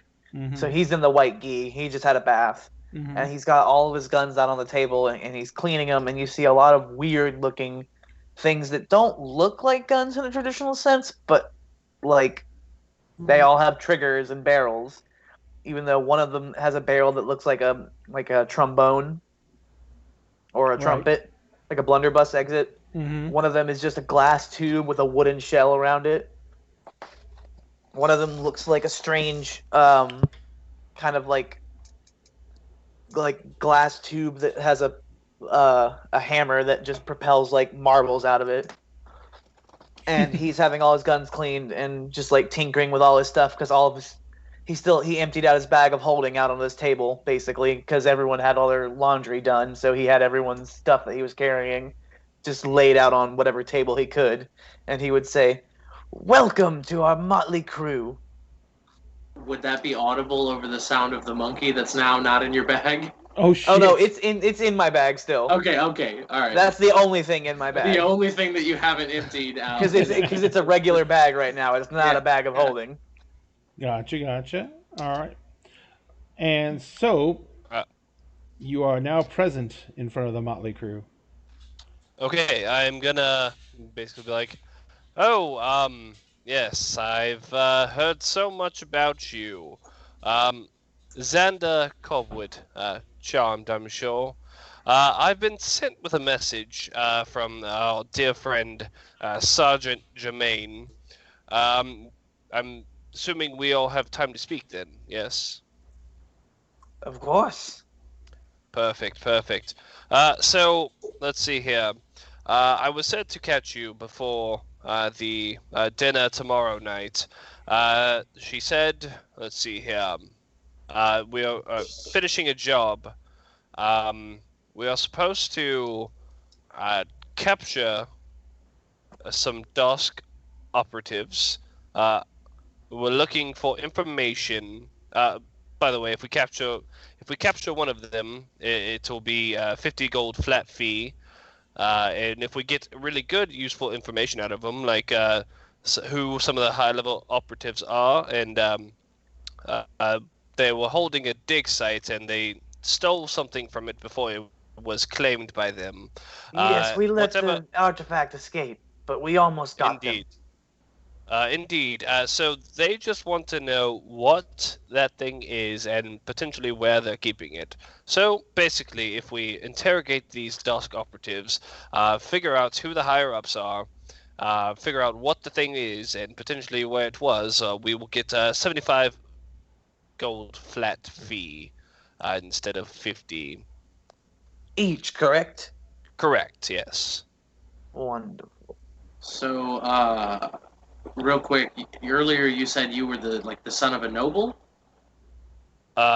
Is this in character? Or you're out of character? Yeah, out of character. Yes. So I come from a moderate noble family in Fairhaven, in Undere. So it's a different country, state, whatever. Kingdom. Undere is a small. Yeah, it's a small kingdom, but it's very powerful. It's a heavily, like it's a theocracy, so it's ruled by mages. Having him told us his last name, could I do a history check to see if I know, like if I recognize the noble house? It would be a decently high one because it's not from you're not from Undere. So, but yes. Fair enough. Let's see.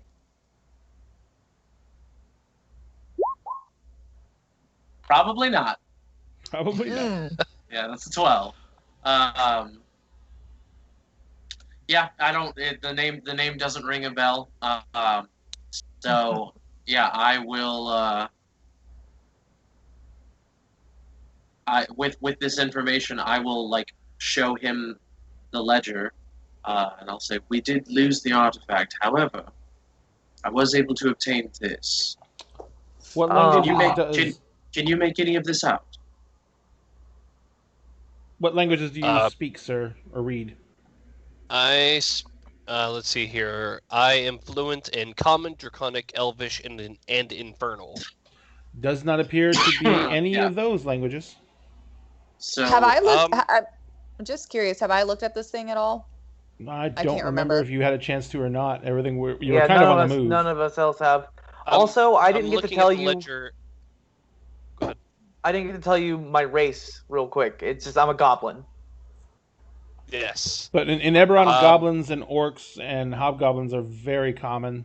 Bugbears, they're just people. And I've got black hair that looks exactly like mine, that's really greasy and stays down, and light green skin, yellow eyes, toothy maw, little nose, kind of on the shorter side for a goblin. Mm-hmm. Sorry. Yes, I've made my notes about you all right here. I'm looking at it and, well, I can't read it as it is now as I'm handing it back to you. However, if you really need to know what it says, I could potentially help you there. Well, I've already deciphered 60 pages worth, and I hold up my manuscript that I've made from this. May I see the book? Yes, of course. And I speak goblin and halfling and common. Anything? Goblin, halfling, and common? No. Okay. I just figured I'd give it a shot. So speaking of my no, go ahead. Sorry. No, it's okay. No. Tell me. What languages? Give me languages. Because if it turns out you can read this whole time, I know this. So disappointed. Because you didn't show it to anyone. So no, I speak Celestial, Common, Elvish, and Corey. Nope. Okay. Dang. Joey? Yes. What languages? Goblin, halfling, and common. Nope. We speak the same languages. We're all That's good. why I said same. Okay. Yeah, okay. we're all good. All right. So speaking of my manuscript, Mm-hmm. I will take this time to tell everyone what I found, which is It is a ledger detailing the dig site, the things pulled from the dig site. It is a very detailed breakdown of daily work. They found this site about 3 weeks ago. The site is they call it the obelisk. It is what they were looking for this entire time. This is an ancient ruin from old Sharn and the past of long days gone. It basically contained what they refer to as an animus. And that is a nature spirit. But it was, from what you can tell from the notes, it is a nature spirit that was bound and corrupted with necromantic magics. And it allowed items to be infused with it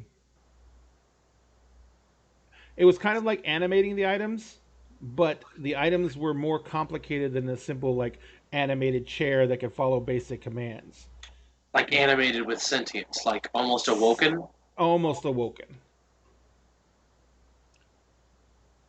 But and so I do have notes that we figured out that the obelisk is possibly what was possibly being used to animate Warforged. Possibly. And there is notations that several. We don't have confirmation of that. Well, there is notations in the journal in the ledger that several of, and there's also a note. It also lists the number of Warforged that have been there, the number of Warforged that have been employed, the number of Warforged that have passed away. Mm-hmm. Those are notated as by the date they died, and each one of them has a secondary date that says attempted animation, and then it has notes such as partial success, Warforged animated for several hours, could not answer questions, could take verbal commands, could continue to dig, energy didn't last more than 6 hours. The next one was Warforged successfully animated. All it did was scream. It's like lab notes essentially. Yes. Okay. Then I'm like going over this with everybody, so like that way everyone is like up to speed and on the same page about it. And it's just like 60 pages worth of that. Mm-hmm. Now the notes on the individual Warforged who are animated. Sorry. So the notes on the individual Warforged who are animated, there's only 6 entries on that. And each one of them, the notes are very detailed, and that's the majority of the writing you translated down, because the notes are very detailed as to the conditions they were animated in, what the process was used to animate them, and what the final results were, how long the animations lasted, what the Warforged could do, could not do, etc., etc. Okay. So how many pages? I got 60 pages worth. How many pages total in this ledger? You got about half. You got about half of the ledger copied down. Okay. So yeah, I share this information, and I say you said that you might be able to help with more annotation. Yes. So now that I'm thinking about it, I didn't. I believe I misspoke. However, I can do all sorts of other fantastical things that I'm sure will be much more effective at another point in time. However, yes. So I believe, from what it sounds like, that it might be this obelisk that they absconded with, or the animus. That seems to be what this mostly focuses on. Is there anything else that it could point at? Any names, perhaps, of any high-level Dusk operatives that could be involved with this? Did they use any names aside from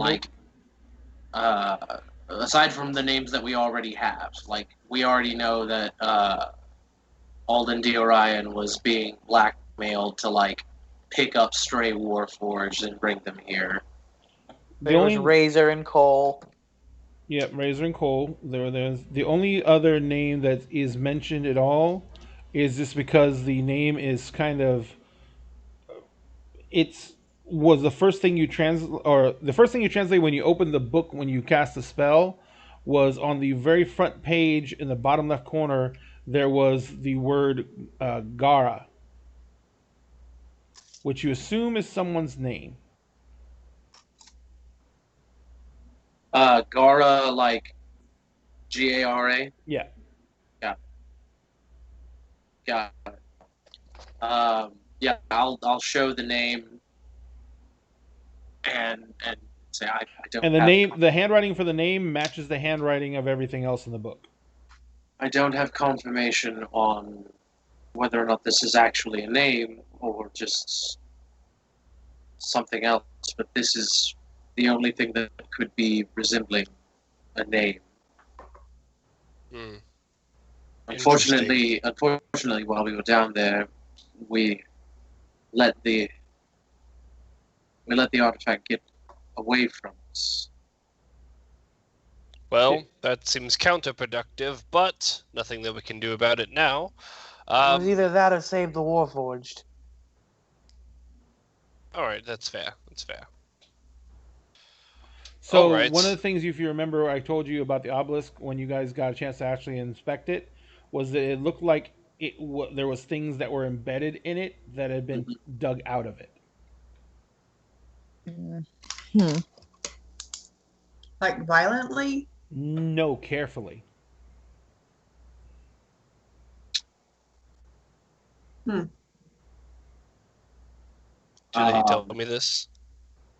Yeah, I would relay that information to you. Like, there's no point in hiding any information from people that are working with me on this.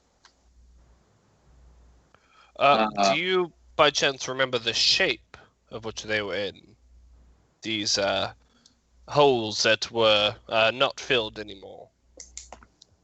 Let me check my notes. So So Josh doesn't, but can I roll a history check to see if Bastion does? You can make me a general intelligence check. Got it.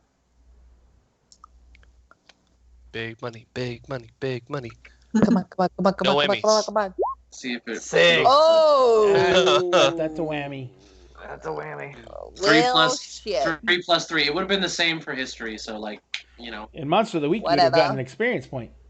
Hey. All right. Yeah. Did you find Bastion's anything level in your 5. notes, Nathan No. or Evan? So,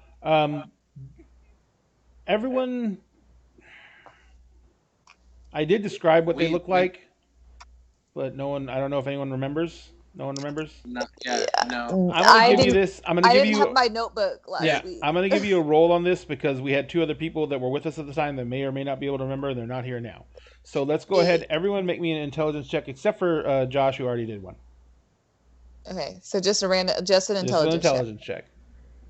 All I remember is I got these cool goggles and did like a super cool sharpshooter move.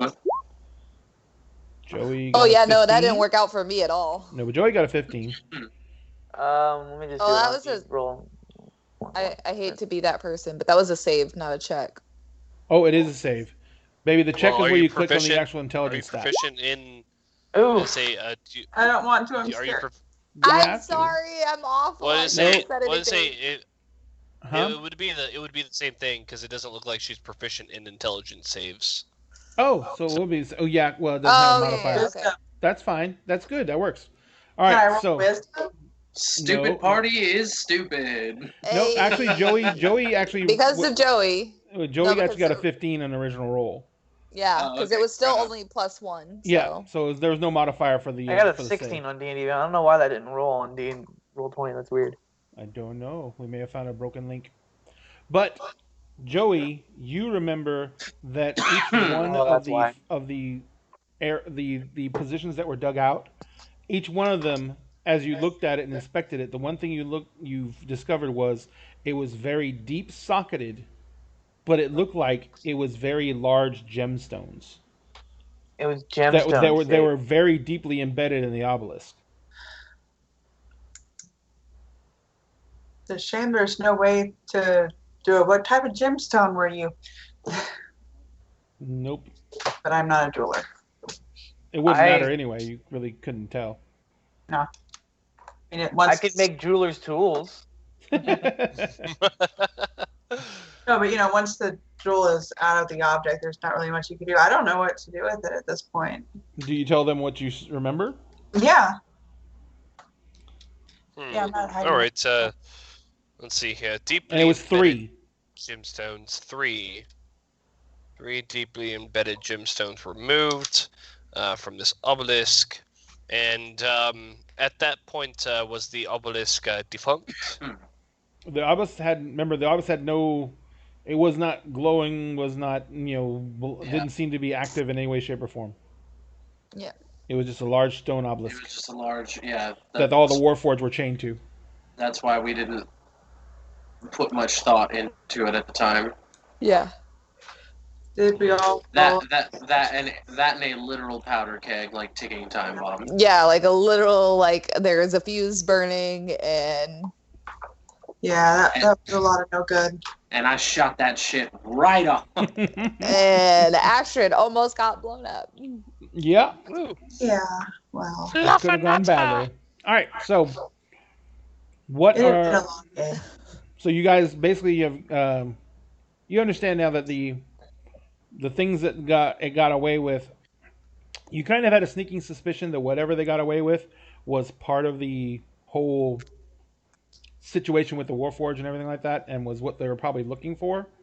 But now you have a better understanding of why they were looking for it, and why it was so important that they had Warforged working there. Cool. Well, all right. I suppose there's nothing to be done. Today, I believe I've gleaned all of the information that I can. We'll just have to report to Jermaine and also to the Orion family. But we don't need to tell the Orion family anything about the obelisk, do we? We just need to regale them with the story of how we rescued their son. I still don't fully trust the Orions in all of this. Oh, yes, you should never trust any noble family. Trust me, I know.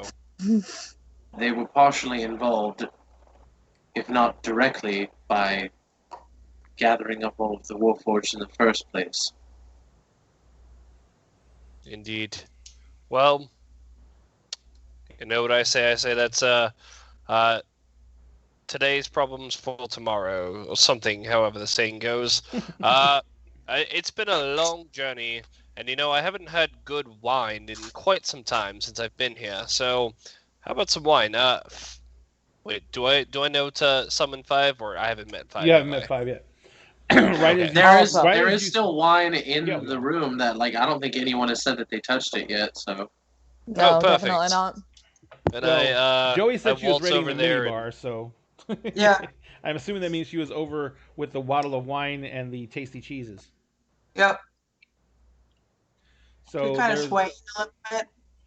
As you make your way across the room to where the wine decanter is, there is a chime outside the door, or a chime from the door again, and after about 10 seconds, the door swings open and 5 walks in. Has a very large tray, which has a bottle of wine.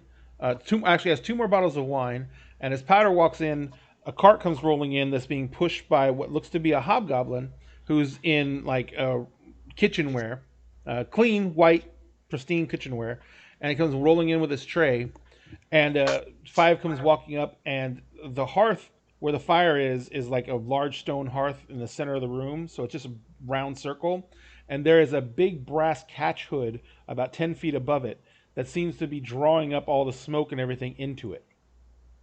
As Joey walks in, as 5 walks in, she puts the tray down on the table that's right by the hearth where the wine is, and then claps her hands, and the fire goes completely out.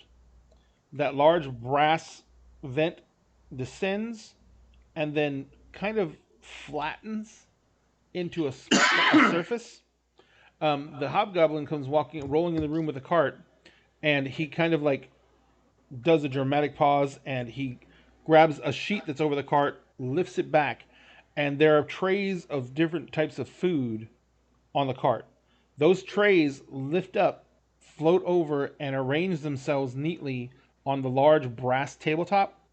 And from below the cart, underneath it, on the bottom layer, plates and forks go out and sit themselves in a semicircle around the edge of the sitting area, around the edge of the hearth, and lay themselves out in perfect place settings for all 5 of you. Wine glasses are put out between each one, and for the 5 says, for the first course I would recommend white, as it is fish. Powder's mouth is watering. You guys just smell incredible food. Just a quick retcon, because I didn't want to interrupt you as you were going, but as the chime would have happened, I would have closed up the ledger and tucked it away and absolutely and all of that. Yeah. The desk has a drawer. You can just put it in there. Yeah, I would put. Yeah, I'll slide it into the drawer. Okay. And I guess I'll take a seat at the table and get ready for some nice food. Yeah, it's been a while. It's kind of like you take a seat at that circular sofa that goes around half the hearth, and it's big enough for everyone to sit on. But that's where everything was kind of arranged around for the actual area itself. So you guys go down, sit down. 5 begins pouring out wine to everyone who wants some. If people refuse wine, there's water and there's different teas, everything like that. So it depends on what you partake of. But Powder is a gracious host, serves you throughout the entire meal. Thanks, Powder. You guys. Aww. Huh? You keep saying Powder. 5. 5 is a very gracious host. Serves you throughout the entire meal. There's a multi-course meal. It's sumptuous beyond sumptuous. All the food are delicacies. It's followed up by dessert and coffee. And is everyone eating until they're satiated? Yeah. Yeah. I will eat, and Yep.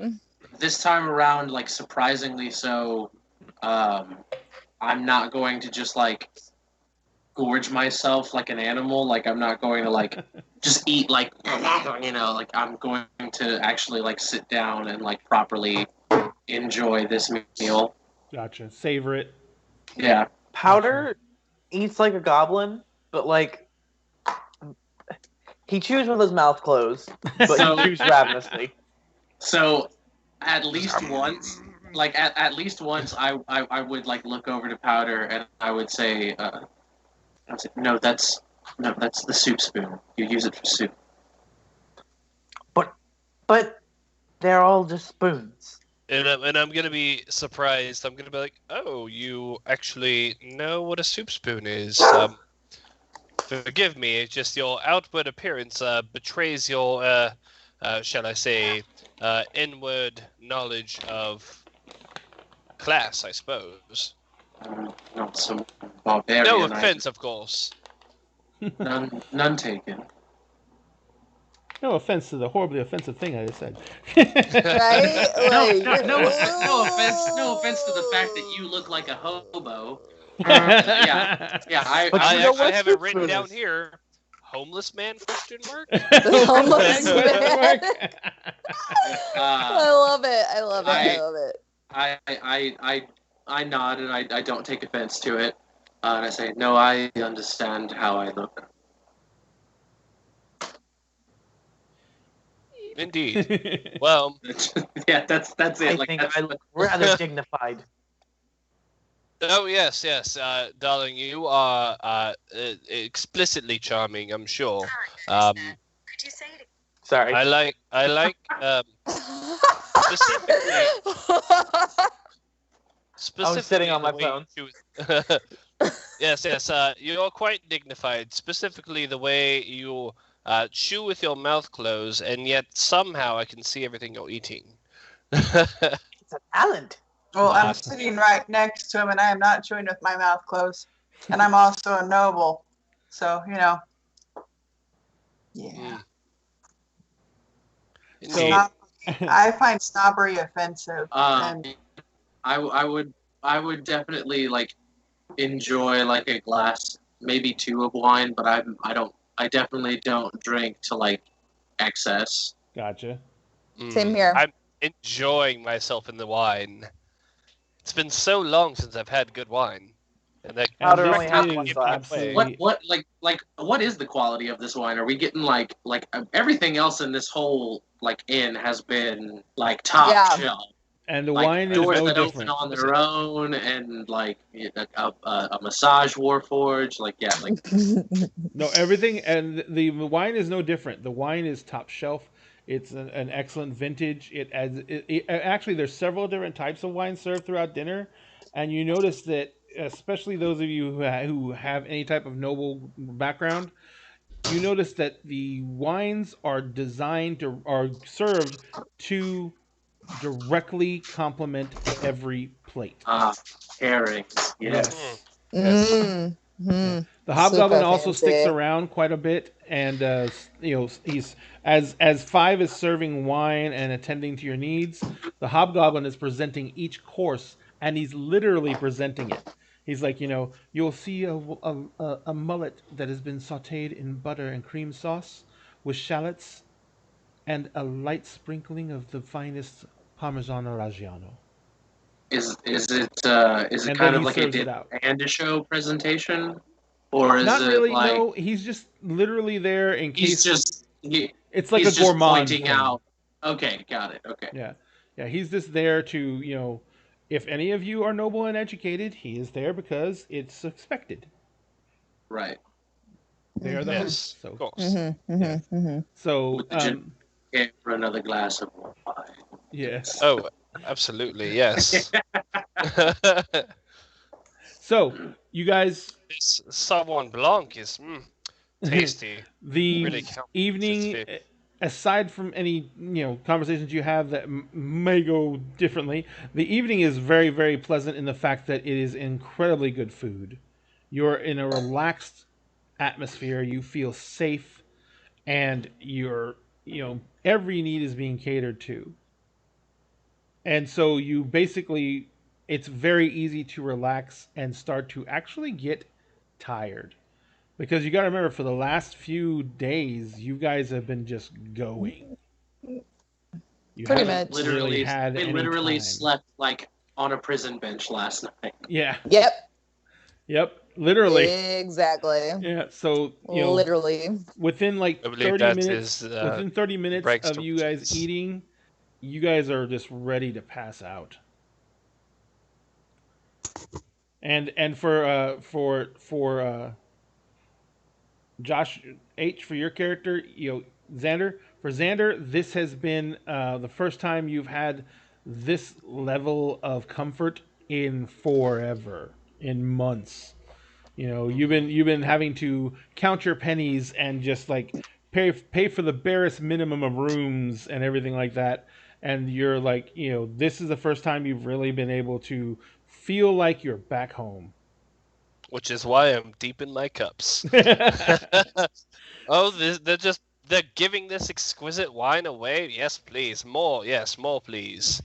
So basically, you guys end up crashing out, unless you guys have anything else you want to do tonight. I mean, just if it's coming back to me tonight, I'd like to get my stuff back. No, Yeah, like I I didn't until send, morning. I didn't send my armor to be cleaned, but like I like sent all of my clothes and my cloak and everything. Mm-hmm. And if it's coming in the morning, yeah, it won't be ready until the AM. All right, yeah. Then Except I I brought my own personal embroidered robe.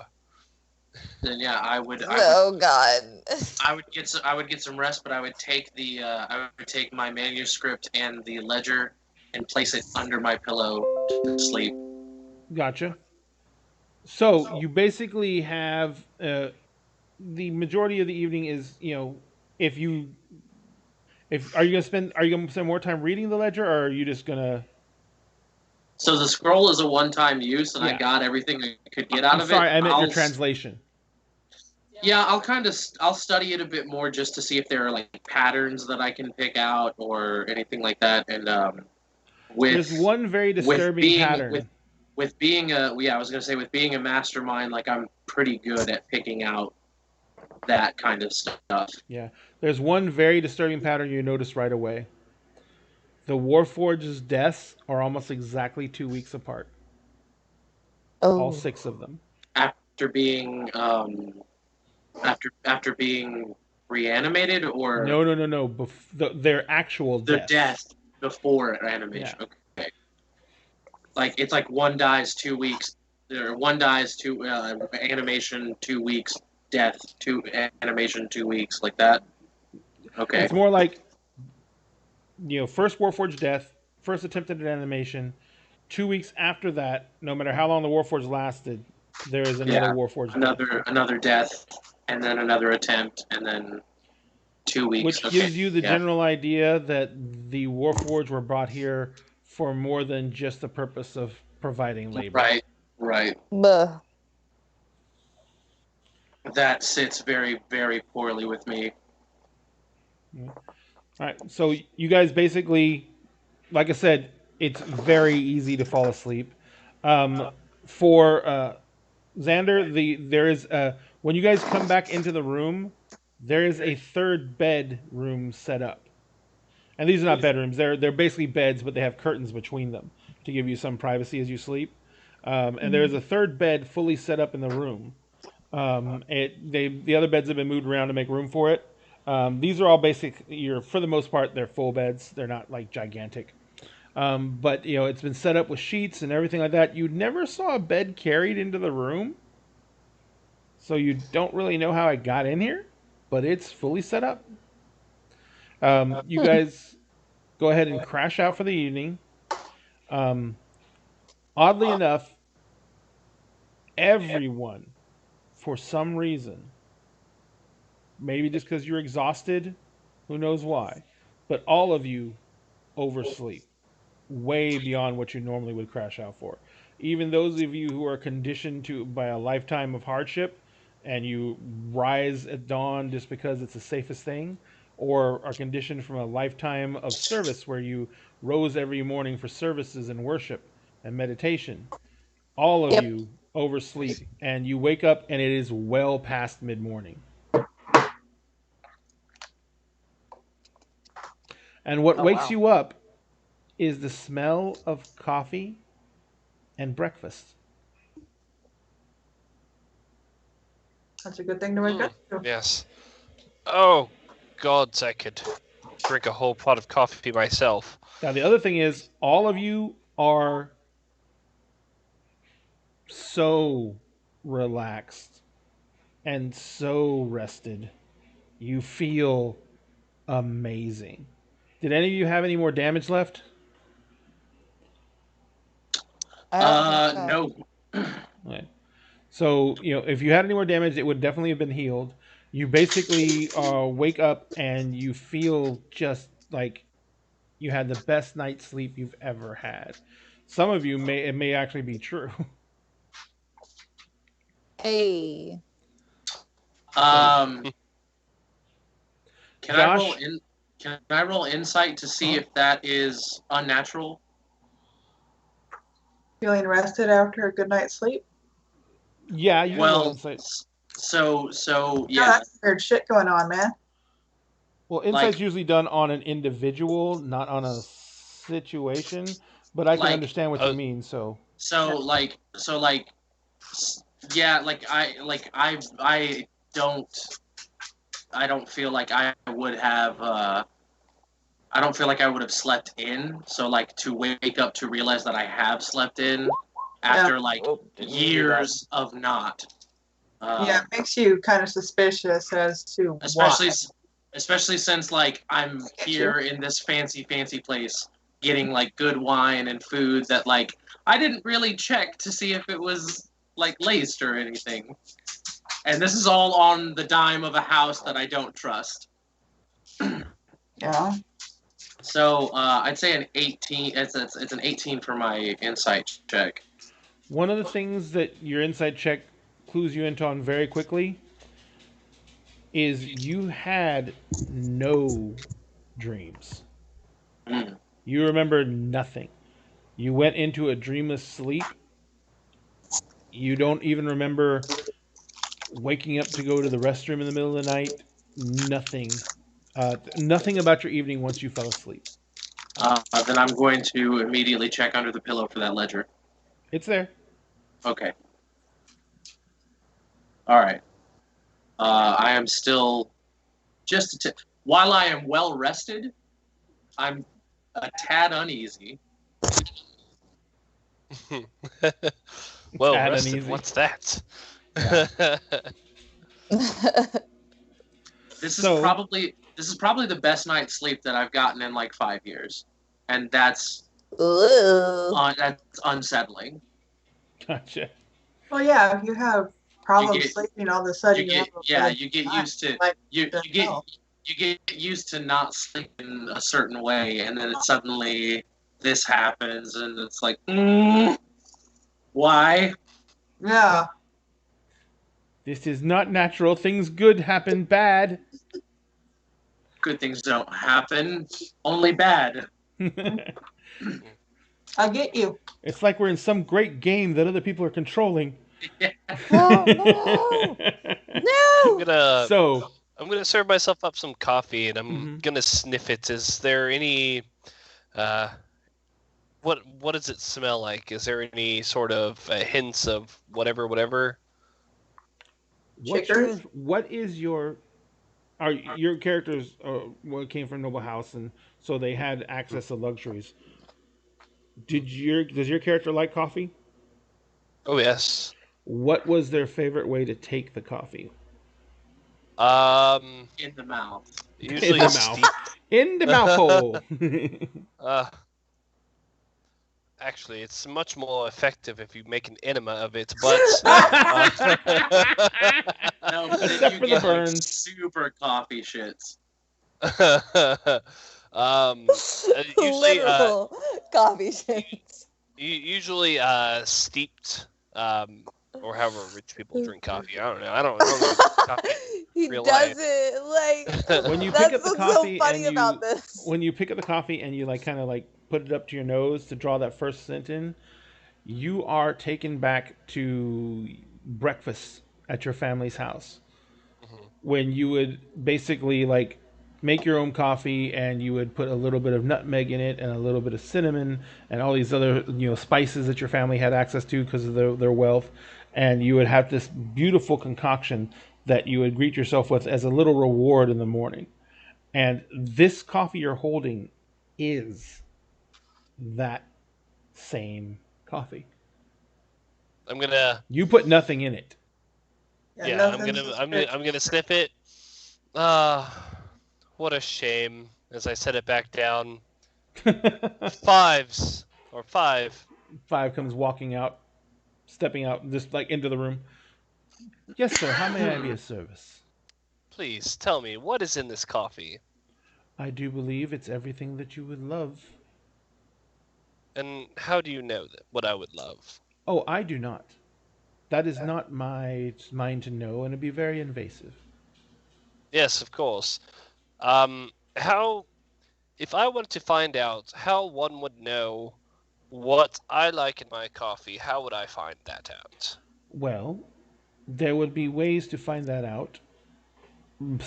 There would be a multitude of ways.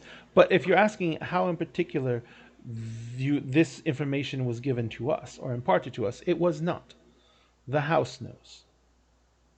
The The Emerald Dawn, sir. Emerald Dawn. So this is what this establishment is called. The Yes. literal house. So The are Emerald you Dawn saying- is here to provide you with the most restful and recuperative stay that it can. It was designed to make sure that your stay is as comfortable as possible, to take away all woe, to take away all sorrow, to take away all pain, at least for your duration of your stay, and then to reward you with the most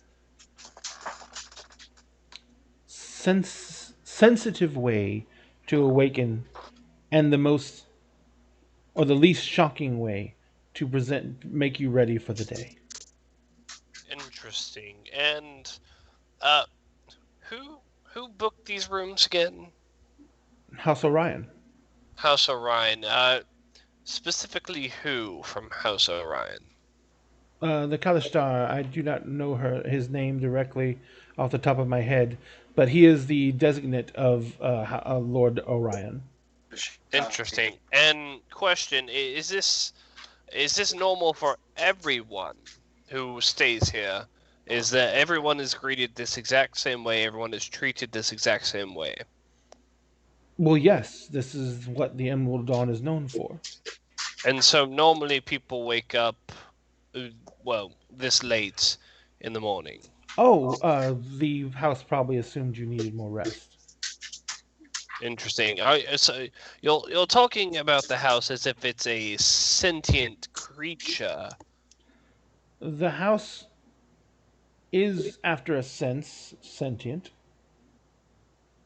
in the fact that it is given the ability to judge conditions of the individual guests and make decisions based on those conditions. Interesting. All right. Bring me up a copy of today's paper, if you would, please. Absolutely. We'll have a copy of the Gazetteer sent up immediately, sir. Would there be anything else? That is all from me, and I'll take that coffee and savor it. Gotcha. I'm gonna kind of walk up to Xander, and I'm going to as he's like sipping the coffee, I'm going to say, "I'm curious. May I have a whiff?" Of course. And What do I smell? Do I smell like what he smells in the coffee, or would this be more tailored to like? No, you something smell what I he would- smells in the coffee. Okay, all right. Then like, yeah, I was testing for science.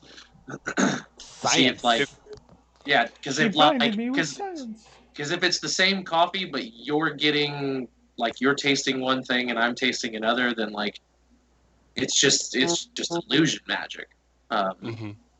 or maybe like a sleight of enchantment with illusion. But yeah, no. If I'm smelling the nutmeg and the cinnamon and whatnot, then I will pour myself a coffee and see what I get. Are you familiar? Does your character drink coffee often? So Or does he have any type of love or appreciation for coffee? I wouldn't say that that I personally was like a big coffee drinker before everything. But like I'm familiar enough. Like I would have had some coffee that like a way that I like it prepared, but it wouldn't be like a part of my normal routine. Yeah, like 2 creams, 2 sugars, blah. Yeah, that's basically what you get. Nothing fancy. Yeah. That's pretty much basically what you get. Straight house coffee, 2 creams, 2 sugars, just the way you normally get it. Like you said, coffee's never been a big deal for you, so you pretty much just get what you normally would do when you order it in the morning at the restaurant or from whatever. As I'm sipping on my coffee, I'm going to be ritually casting Detect Magic. Okay. This whole place reeks of divination, conjuration, transmutation. Yeah. And it's not a little. You are swimming in it. The one thing you do not find is illusion. Mm-hmm. I mean, you get traces of illusion. You get traces of illusion, but no, that'd be outside your range. No. What was that, Josh? I said, so we find necromancy traces. No. Oh. No, I meant the abjuration, the conjuration, the transmutation, and the divination. Those are the only magics you find. Okay. Open the door and cast fireball. I'm just kidding. Open the door and cast fireball. Oh, evocation. No, so I'm just taking this all in. I'm sorry, my cat has the zoomies and she's like literally bouncing off the walls. And so I'm just sipping on my coffee and just taking this all in. Like, well, I suppose that's what they mean. After a few minutes, there's a chime, and 5 goes over and opens the door and says thank you, and comes walking over to you with a neatly folded copy of the Sharn Gazetteer. Thank you. When we woke up, were our clothes here, or yes, are they still... I was going to say that. Your clothes are neatly folded. They are stacked up on there's a chest at the end of each bed, and they're stacked up neatly on the end of the bed. You don't remember anyone ever coming into the room, and it didn't wake you up. Yeah, sure, it tracks. That why not? Why not? I'm gonna go ahead and take the process to get dressed. I'll put my armor on underneath my clothes like I usually do. You also notice beside your clothes there are 2 new sets of bandages. Excellent. Then I'm going to go get some privacy and rebandage myself. I'm gonna get privacy to change, so I'm not just gonna pull my dick out in front of everybody. Hey, I was gonna say I like how you specified bandages. Why not? That's where I draw the line. So while he's getting changed, once the Powder's armor arrives, he also goes and gets some privacy, puts his armor on, and then puts his duster over it, and finally starts putting everything back in its place. But he leaves out the temperature gun, and he pulls out something that is just like the temperature gun, but a little bit bigger. Okay. And he sets up his Eldritch Cannon for the day to be the flamethrower. Gotcha. And then he tells Joey, he's like, Joey, I'm sorry, I'm going to have to remove the enchantment on your armor. Okay. I thought you already had. I'm going to take care of myself today. Yes, you should. But I have a surprise for you. I have a spell I prepared today that can make you move a little quicker. Oh. So if we get into some action, I can make you move 10 feet faster than you normally could. 50. There you go. And I set up my Artificer infusions today. I enchant my temperature gun to be a +1 for my spell attacks, and then I will change my bag of holding back to a bag of holding, and put all the scrap and stuff in there, and put all my stuff back in there. Gotcha. When you turn into a bag of holding, does the monkey have to be out of it while you do that, or do you just turn it in while he's in there? I would turn it in while he's in there, and it would turn into a bag of holding. Gotcha. So my crossbow is back to using bolts and stuff today? Yeah, but whenever you come back out, Powder would be like, here, to make up for the difference, and he would give you 10 crossbow bolts.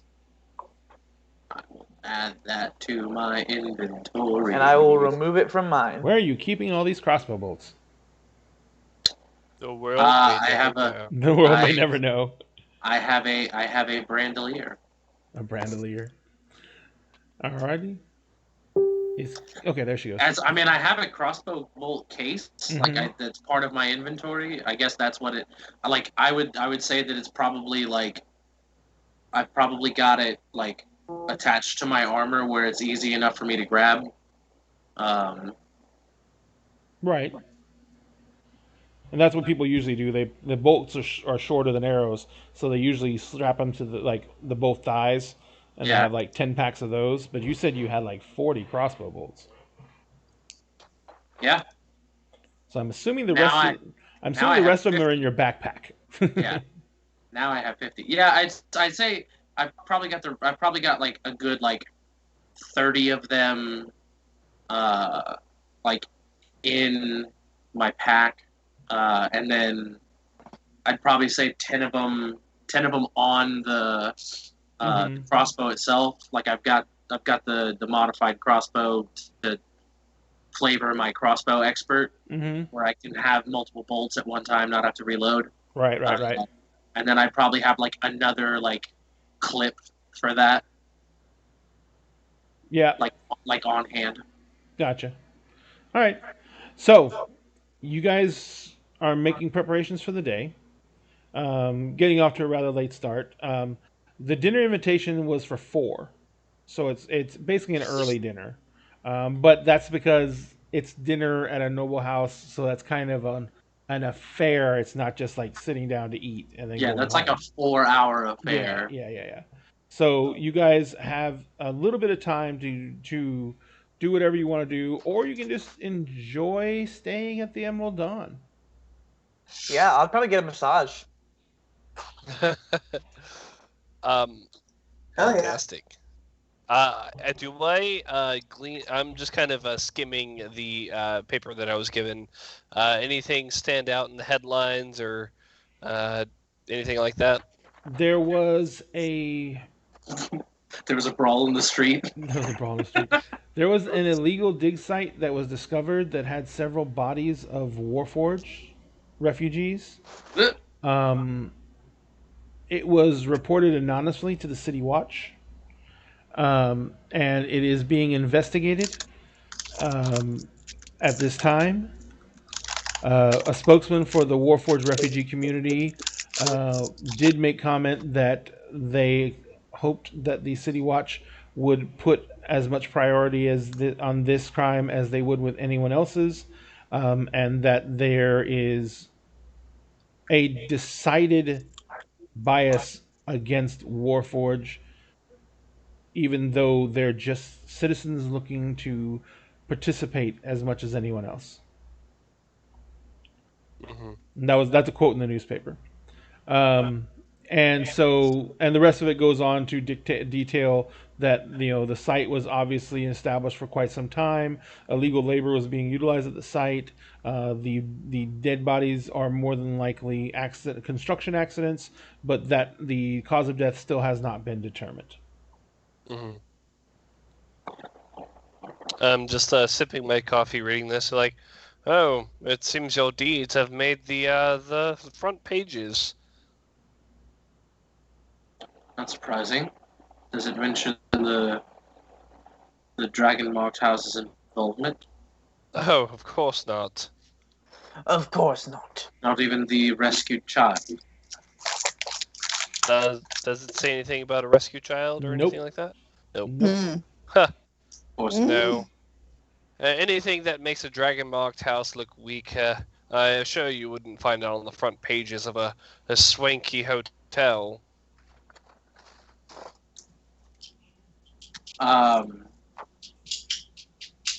So Five told us that there is a package service here, or like a sending service. They have sending stones in every room that you Yeah. can utilize. It's 50 words per guest, but Right. only one guest can use 50 words at a time. And Okay. then beyond that, there would be a charge per word. So I'm going to, well, since we have pretty much the rest of the day before we have to be at House Ryan, I'm going to get on the sending stone and give the sergeant a ring, and just tell her. I won't even need the full 50. Just going to tell her, Sergeant, this is Bastion. I'd like to meet with you for dinner this evening. I have something that might interest you that I find very concerning. I'd like to discuss it with you. You get as you finish the message, and you tap the sending stone to start recording. You say who you want to go to, or you want the message to go to, and then you basically start recording the message. And then at the end of the message, when you tap the stone again to say you're finished done recording, the stone will either turn green or red, depending on the message has been received or not. After you finish recording the message and you hit the stone again, it turns green after a few moments. But you do not have any idea. Unless she has access to a sending stone, she can't send anything directly back. She can't reply to that. She knows where to find me. Yes. I'm here.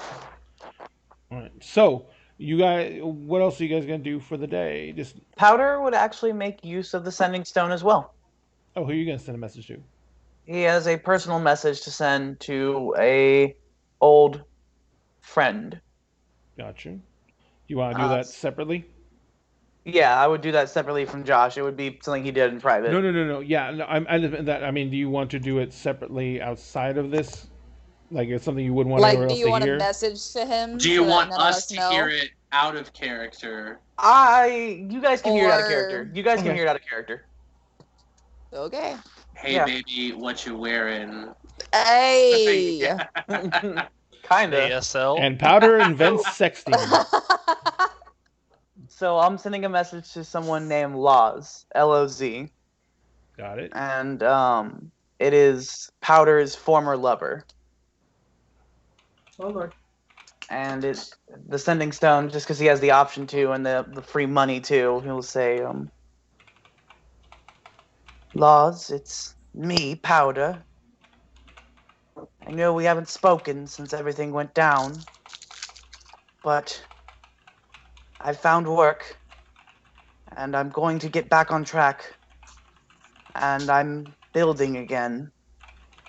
I don't know if you know what happened, or why it happened, but if you know anything, please find me.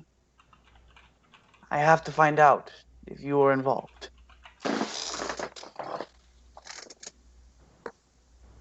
And that'll be it. Intrigue. Dun dun dun. Looks like you got under 50. Hey. Oh, were you actually typing that out? Yep. Yeah, I forgot to. So when you type 90 words a minute, you can do things like that. Hey. Nice. I Xander feel would like also I typed like use 3.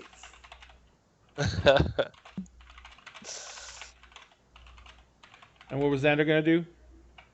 Xander would also like to use the sending stones. Okay. Hey, it's a huge boon. Mm-hmm. That is a gigantic boon.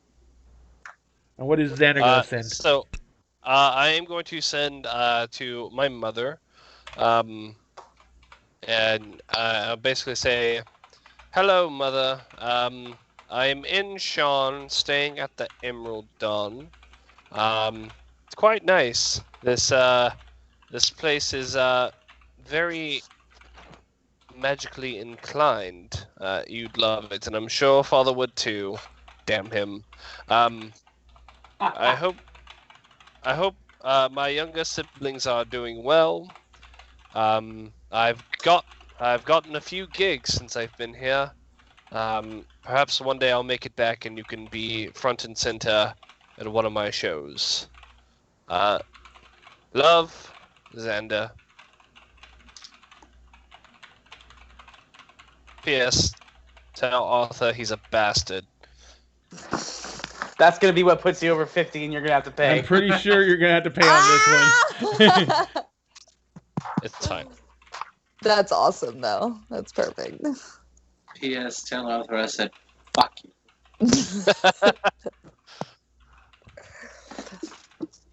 All right, let me do a count real quick. 1, 2, 3, 4, 5, 6, 7, 8, 9, 10, 11, 12, 13, 14, 15, 16, 17, 18, 19, 20, 21, 30, 31, 32, 34, 35, 36, 44, 42, 44, 46, 48, 49, 50, 51, 52, 53, 54. 4 letters. Tell 4 Arthur words he's over. a bastard. Tell Arthur he's a Worth bastard. So it's basically a silver piece of Worth word it after just that. to tell Arthur to fuck off. I'll blow half a gold to tell Arthur to go to hell. It was worth every cup. Oh, absolutely. All right. So. All right. So how much? It's only 5 silver. Cool. Worth it. So worth it. That was brilliant. All right, so I assume Arthur's a sibling. No, Arthur's my father. He calls him Arthur. All right, Yes. and by the way, did you try and have privacy when you did that, or did you just do it in the middle of the room? I don't care. Yeah. Got it. Good deal. All right, so you guys spend the rest of the day taking care of those things, those items, enjoying the luxury of the posh setting. Right around 3, 5 steps up and says, "I'm afraid that your time at the Emerald Dawn is coming to an end. We have enjoyed having you as guests and hope very much that you all will grace us with your presence again. In the meantime, we will be providing you a coach to take you to the estate of Orion. If there's anything you require before the coach arrives, just let me know." Yeah, Fives. How much does a room here cost, anyways? 150 gold a night. Oh, that's not bad. All right. For a suite such as this. Thanks for the info.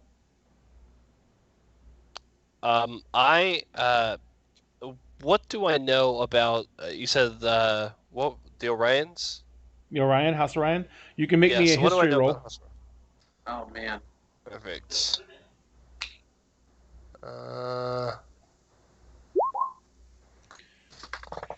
Nice. House Orion is a dragon marked house that is very influential in Sharn, and their trade is mainly based around. Well, they made their money on arms trade and magical enhancements. Not anything to challenge your home country, but of course, during the wars, your country was its own entity and not selling arms outside of it. They were mainly designed on keeping their own defenses. So House de Orion made most of their money basically with their mage rights, producing weapons and arms for. What about legs? Yes, legs as well. But they basically made their fortune producing magical based munitions, magical based enhancements, and stuff like that, mainly for officers, but also things like creating some of the more majestic war machines that were utilized during the war, such as the Warforged Titans, which were giant Warforged constructs. They were part of the groups that were part of the teams that designed and built those, and they were also they were basically martial, weapons arms dealers. Since They're then, the they have, Starks. Gotcha. yeah. Since then, they have gone more over to providing magical daily devices that are based like sky coaches, custom sky coaches, stuff like that. But they've already really made their fortune. Everything they do now is just pretty much shadow of what they were. Gotcha. Their manufacturing has dropped off to nearly nothing. They have a few businesses they still keep running, almost like just to keep their hand in and to say they're still merchants. But for the most part, they don't do much anymore. Interesting. They just sit around and be very, very rich. How long ago was it that they...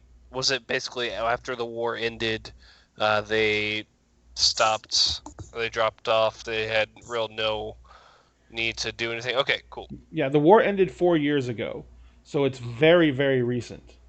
Gotcha. So once the war ended, it was like House Orion made a feeble attempt to make it look like they were trying to go over to other forms of manufacturing, magical manufacturing, but it became very apparent very quickly that they weren't truly interested in that shift, and that they shuttered most of their major factories and closed down most of their business operations. Would I happen to know about how much they're worth? Oh, they are one of the richest houses on Corvair.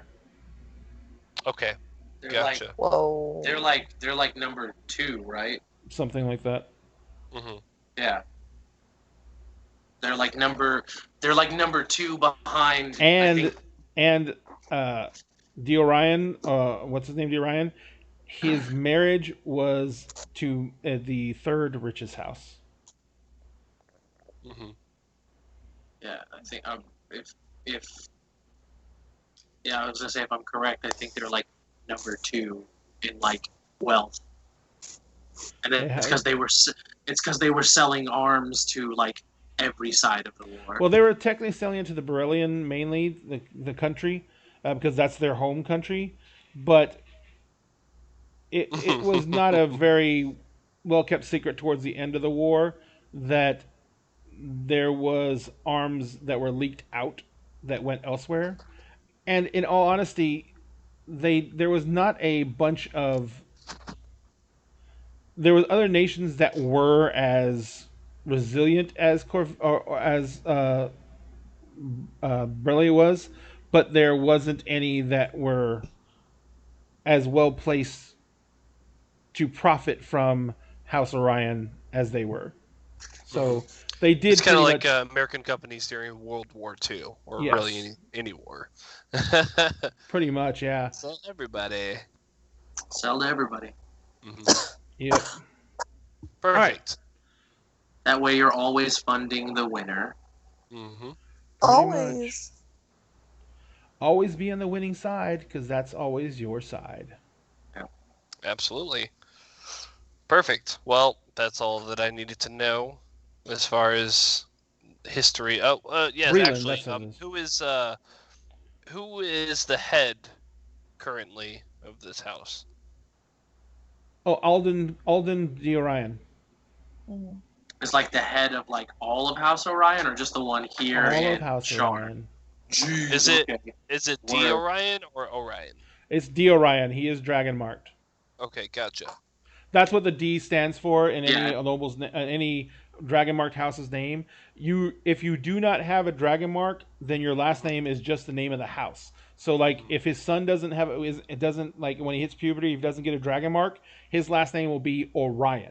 and his father's name will always be D. Orion because he Gotcha. has a dragon mark.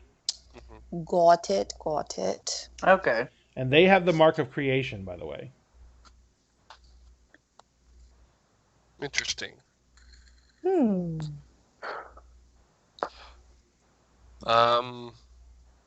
So we head in the stagecoach?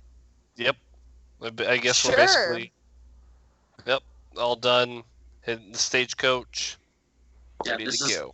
This is the cleanest I have been in years. Yeah, I was gonna say, just to clarify that, like, Astrid would have washed her own clothes last night. Like, she would still be wearing really like nowhere her to clothes wash them? in the tub. in the bathtub. Yeah, she would have done that if that was what was necessary. Is she sleeping in the clothes too, or would she have put on the? She would have. Was She she would put have on laid the? them out and let them dry. Like, she would have laid them out to let them dry and stuff. So she would have worn the other stuff to, like, sleep in. But she would have washed her own clothes. She wouldn't have let them take her stuff to wash it. Gotcha. She's And been so- doing this her whole life. Yes, and so She's she would have capable. hung the. I'm assuming she would have hung the clothes up. Mhm. Like in the bathroom. Yep. Gotcha. All right, so you basically, you hang your clothes up and everything like that. When you wake up in the morning, your clothes are just like everyone else's, are folded neatly on top of the chest, Okay. and they're perfectly dry. Okay. So before we go, now that I realize this, I'm sure that Bastion would have realized it. Now that I realize, like, he is like the head of the household, I'm definitely going to take some time to, like, try to make myself seem as inconspicuous as possible. Like, the last time he saw me, I looked like I was just like a servant in waiting. Mm-hmm. I'm gonna keep that ruse up. Gotcha. I do not want him, like, I don't want any like high up noble lingering on me for too long. Gotcha. All right. And So- I'm gonna dress my best. Always. Of course. But So- even more so. Because it's a special day. So you guys mount up, get up in the coach. The coach quickly whisks you over. It's not very far over to House Orion. The gates of House Orion sit open as always. The coach alights outside the gates. You guys are disembark, and as you walk in, the two guards at the gates, who normally just ask you your business, the other times you come, they both snap to salute as you come up. And as you walk in the gates, you guys are presented with a scene. There is a large number of nobles gathered round. They're all drinking wine. The beautiful statue, the beautiful magical statue of the unicorn in the fountain is on full display. Everyone is kind of gathered around. As you guys walk in the gates, the entire group is about 20 or 30, no, about 20 nobles. They all turn, and the Kalishtar steps forward and says, "And our guests of honor have arrived. Everyone, let me present you the heroes who saved House Orion." Vishtai turns back to the crowd, back to you all, and he says, "I don't even think we have a name for you yet, champions. Do you have anything you would like to name yourselves? After all, having been in service of House Orion, you will gain a reputation."